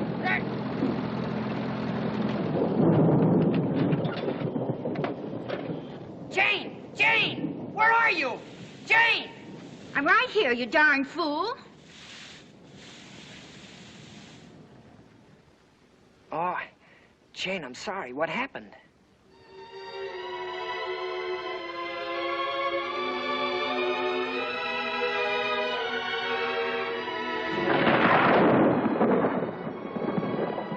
Better get inside someplace before it starts to rain. Come on, Jane.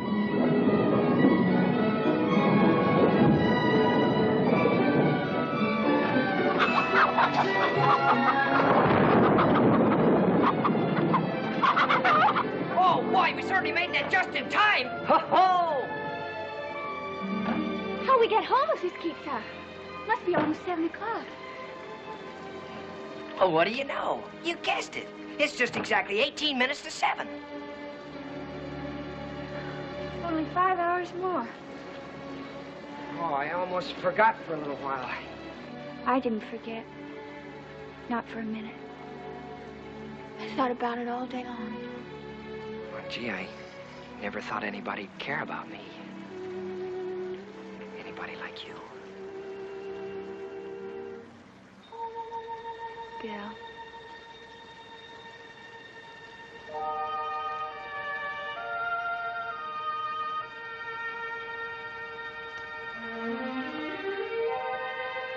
Oh, Jane, I don't want to leave you. Won't be for long, darling. Might be for months or years, maybe. Doesn't matter. I'll be thinking about you all the time. Someday the war will be over. Then we can be...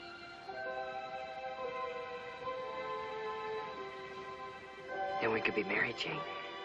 You want to be, Bill? Oh, darling. Oh, I'm so happy. Oh, I just can't believe it. I just can't. Oh, I do. I love you. I love you. Oh, I just don't understand it. Bill, do you realize we're engaged? Engaged? Aren't you going to kiss me?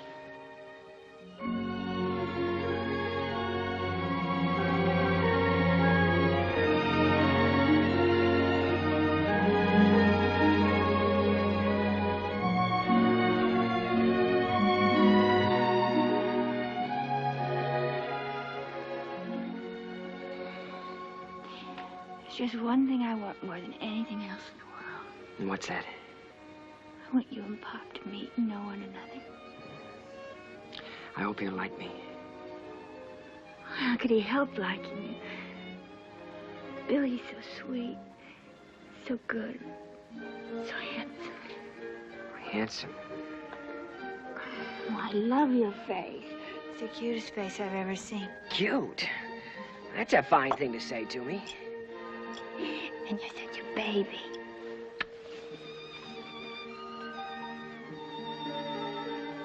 Look, the rain stopped. Oh, isn't that too bad? Yes. Oh, it's awful, but we better get started back. We've got to make that train, Bill. Yeah, I guess you're right.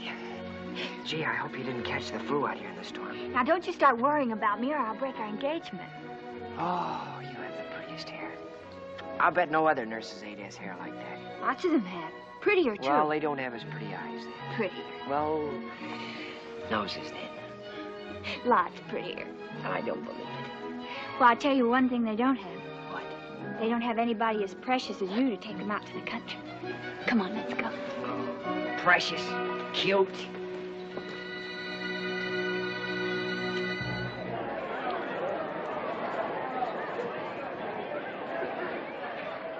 New York Central train number 2, the Pathfinder, leaving at 12:01 for Buffalo, Rochester, Syracuse, Utica, Albany, and New York on track number 4.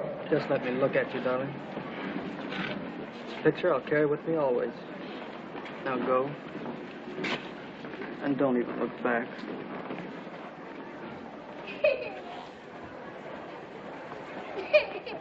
Look at the nice apple Daddy got you. But I don't want you to go away. So it is late. Let me come up for 10 minutes.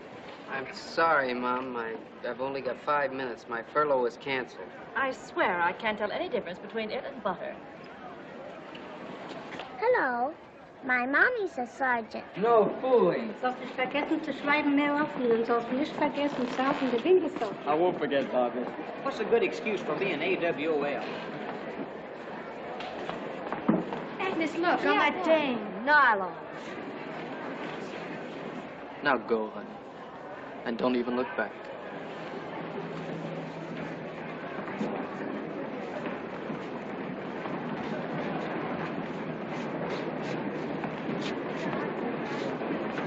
Oh. 5 months' pay. Give me some war bonds. Plenty of them. Jane. What, Bill? Nothing, just Jane. Silly. Suits me if they tax me 100%. Oh, yeah? I was just thinking. So was I. What if there's some place where we can go free where we don't have to dance with hostesses? In 15 minutes, you'll be gone. I know. I'll meet you in New York. You will? And we'll get married, and I'll have a baby. Oh, boy, that sounds wonderful. We'll get married, and I'll have a baby. We'll do it the day the war's over. No, I mean tomorrow. Or Tuesday. Oh, gee, Jane, we couldn't do that. Yes, we could, and we will. You could and you will what? Now, don't tell me you two are having an argument. Fine thing, I must say, 10 minutes before train time. Well, you see, Mother, It doesn't make any sense, Jane. What doesn't make any sense? All right, don't tell me then. Jane, would you get Bill some magazines? He doesn't need any magazines. Need any magazines? Well, then some newspapers or cigarettes or anything. But, Mother, why? Because I want to talk to Bill. Oh. I'll be finished by the time you get back. I promise. All right. I'm sorry to break in on these last minutes, Bill. Well, I hope you're not worried over what we were talking about, Mrs. Hilton. I told Jane... You don't have to tell me. I wanted to talk to you about your grandfather. Oh, him. The Colonel was very upset about your leaving. I could tell. How did he know I was leaving? Did you tell him? Oh, yes. I hope you don't mind. Oh, it doesn't make any difference. Not to him, it doesn't. Your grandfather loves you very deeply. Well, then why wasn't he down here to see me off? I think he'll still make it. He said he was going to try, and I believe him. Well... He said if he didn't, to wish you luck. He did? Isn't there something you want me to say to him? Well, maybe you could tell him that, well, tell him that I'm a Smollett, all right, and before this thing is over, I'll make him proud of me yet. Gee, that's a grandstand speech for you. No, it isn't. It's the very nicest gift you could give him. Bill, when you come back, we'll be waiting for you, all of us, the whole family. Oh, thanks, Mrs. Hilton. Gee, I hope Jane doesn't bring me back any mystery magazines. I can't follow them. Oh, here she is. Have you finished now, Mother? I tried to get you some mystery magazines, but they're all sold out. Oh, thanks. You see how lucky you are? What do you mean? Never mind. Goodbye, Bill. Where are you going, Mother? I'll wait for you at the soda fountain. You two finish your argument, whatever it was. Oh, we weren't arguing, Mrs. Hilton. Oh, no. Well, you were giving a pretty good imitation of it. So long. Goodbye, Mrs. Hilton. Oh, Mrs. Hilton. I know everything's going to be all right about Mr. Hilton. Gate number 2 now open for the Pathfinder, leaving at 12:01 a.m.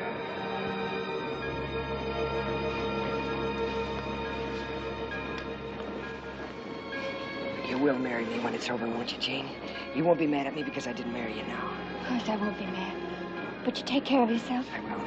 You write to me? I will. You do understand, don't you? I think so. You know, it's because I wouldn't want you to be... Well, you know, if anything happened to me...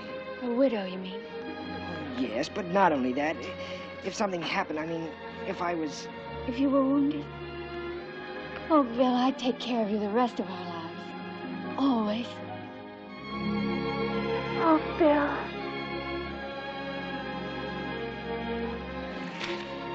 Oh, gee, we're being silly. Maybe I'll be sent to Bermuda or someplace. I don't think so. Why, Jane?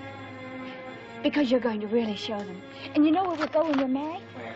Right up to West Point, that's where. And you'll show them your medals. What? Better get on.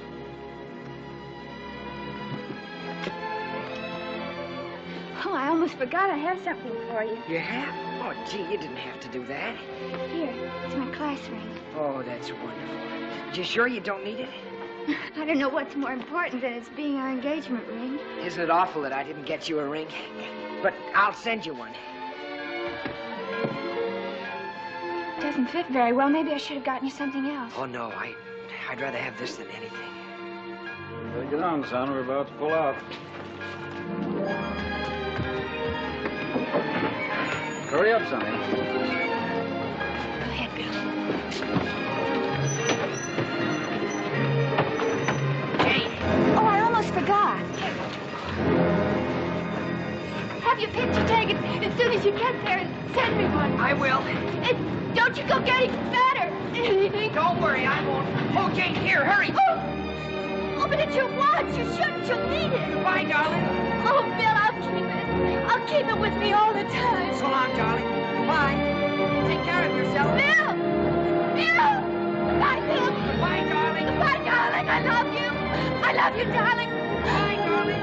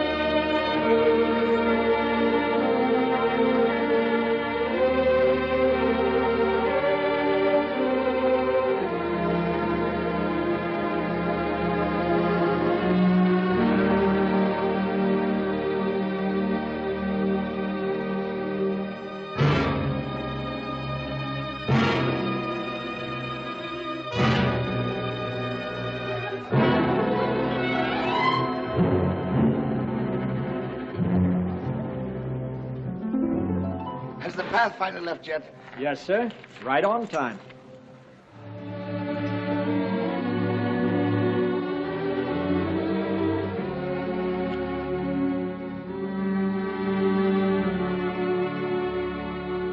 Was a farmer, had a daughter, and her name was Clementine. Light she was and like a fairy, and her shoes were number 9. Drove she ducklings to the water every morning just at 9. Hit her foot against a splinter, fell into the foaming brine.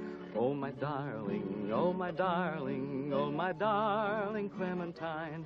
You are lost and gone forever, dreadful sorry Clementine, dreadful sorry Clementine. Sing something, man.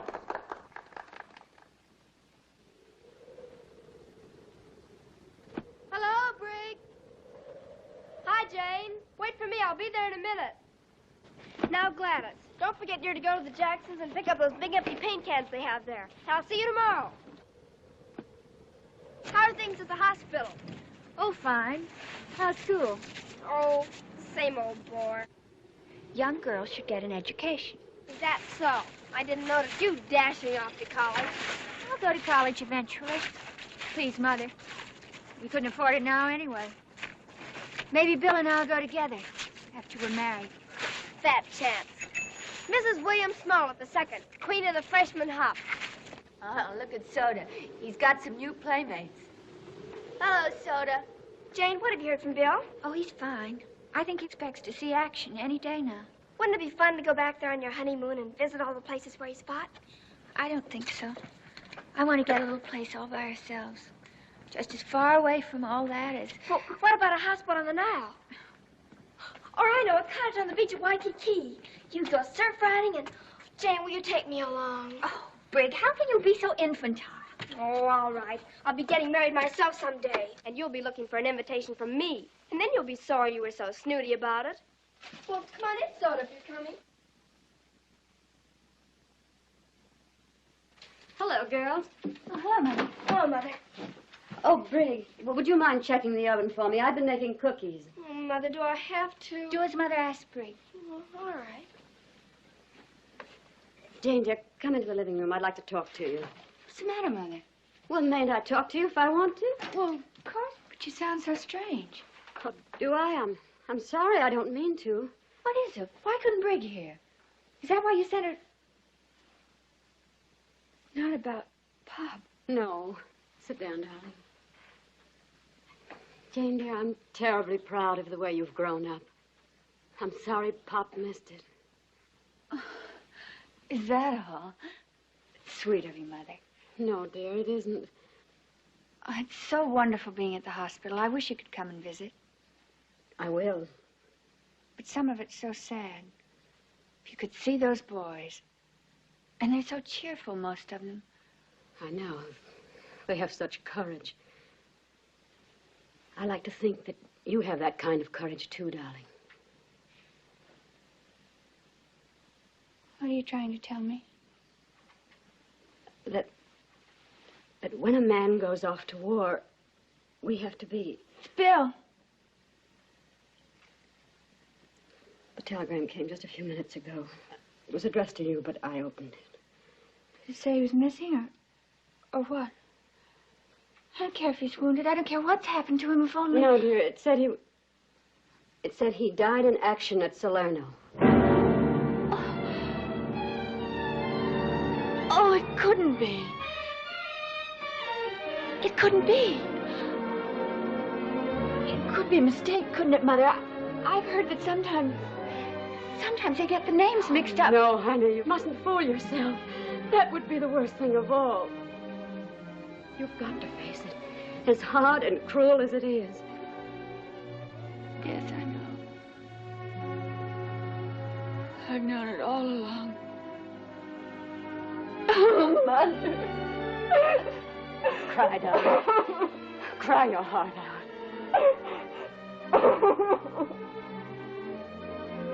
I won't try to tell you that you'll get over it soon. Because it'll take time. may be a long time.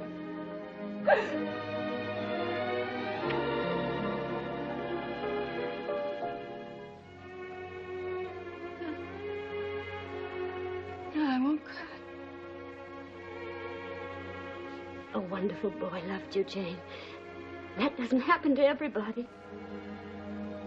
But I had him, oh, such a little while.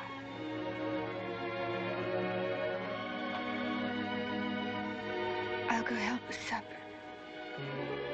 There's chicken fricassee, just the way you like it. Sounds fine. Isn't it funny? We were just talking. Brig was just saying about our honeymoon. Oh, my baby. My poor baby.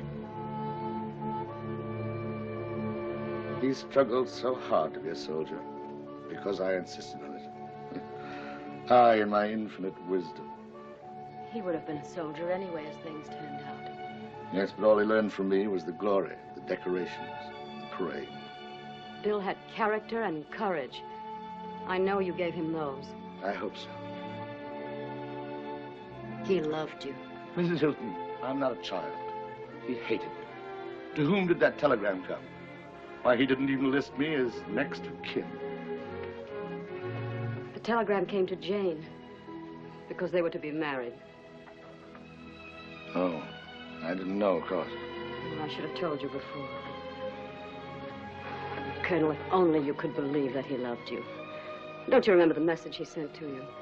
That he was a Smollett, all right. And before the war was over, you'd be proud of him. He did say that, didn't he? Yes, I am proud of him. My only grandchild had to die before I... Come in.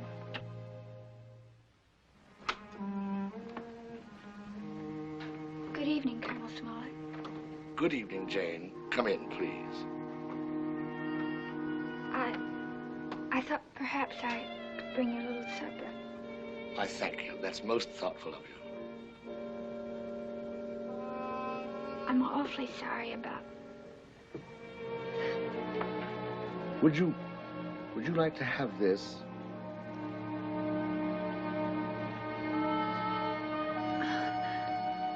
I think he'd rather you... Jane, I'm awfully glad we're friends. So am I. I'll get you supper now, if you'll excuse me. Colonel, won't you have supper with us? I should love to. I'll come right down, dear. All right, Mother.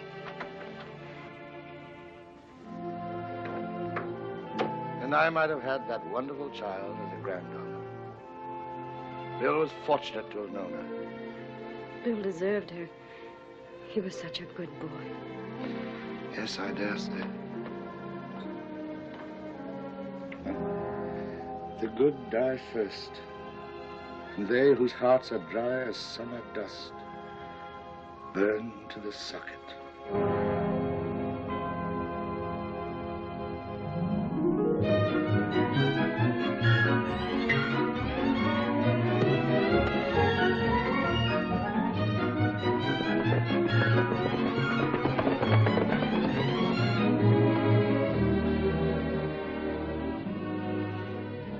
Shall we stop a moment and rest in the shade, Mr. Williams? I can't imagine anything more pleasant than being out here, can you? Or do you miss the water? I love to sail myself, so I can understand it if you do. I hate it. I never want to see the ocean again. Would it help you to talk about it? I hate the ocean. Of course you do, I understand. It's almost time for your lunch. Dr. Golden will be awfully angry with me if you're late. He's taken a great interest in you, you know.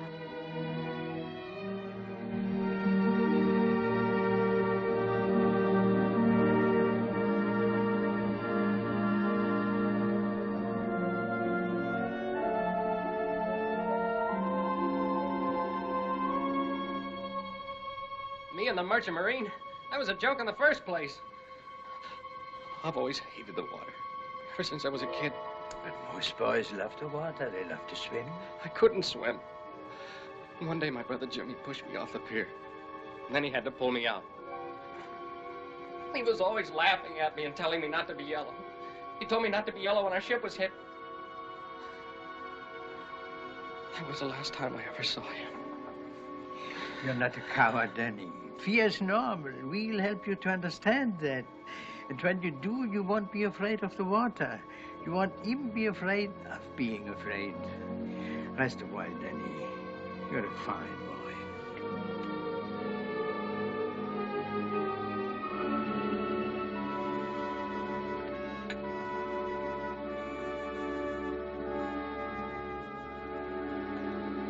I'm sorry to have interrupted you, Dr. Golden, but I was instructed to get the patient to bed. It's all right. He's had quite enough for one day.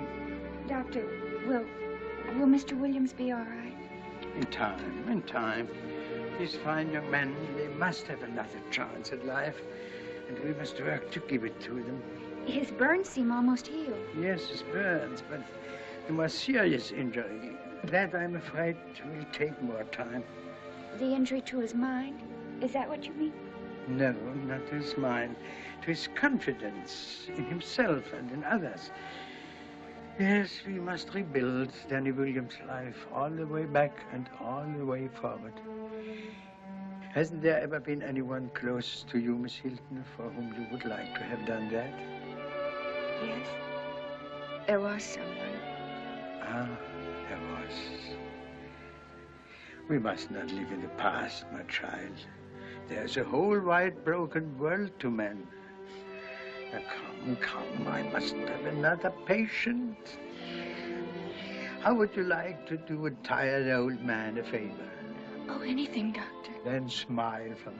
Let me see that young people still can smile as they used to long ago. Huh? Yes. Just as I remember. Good night, my child.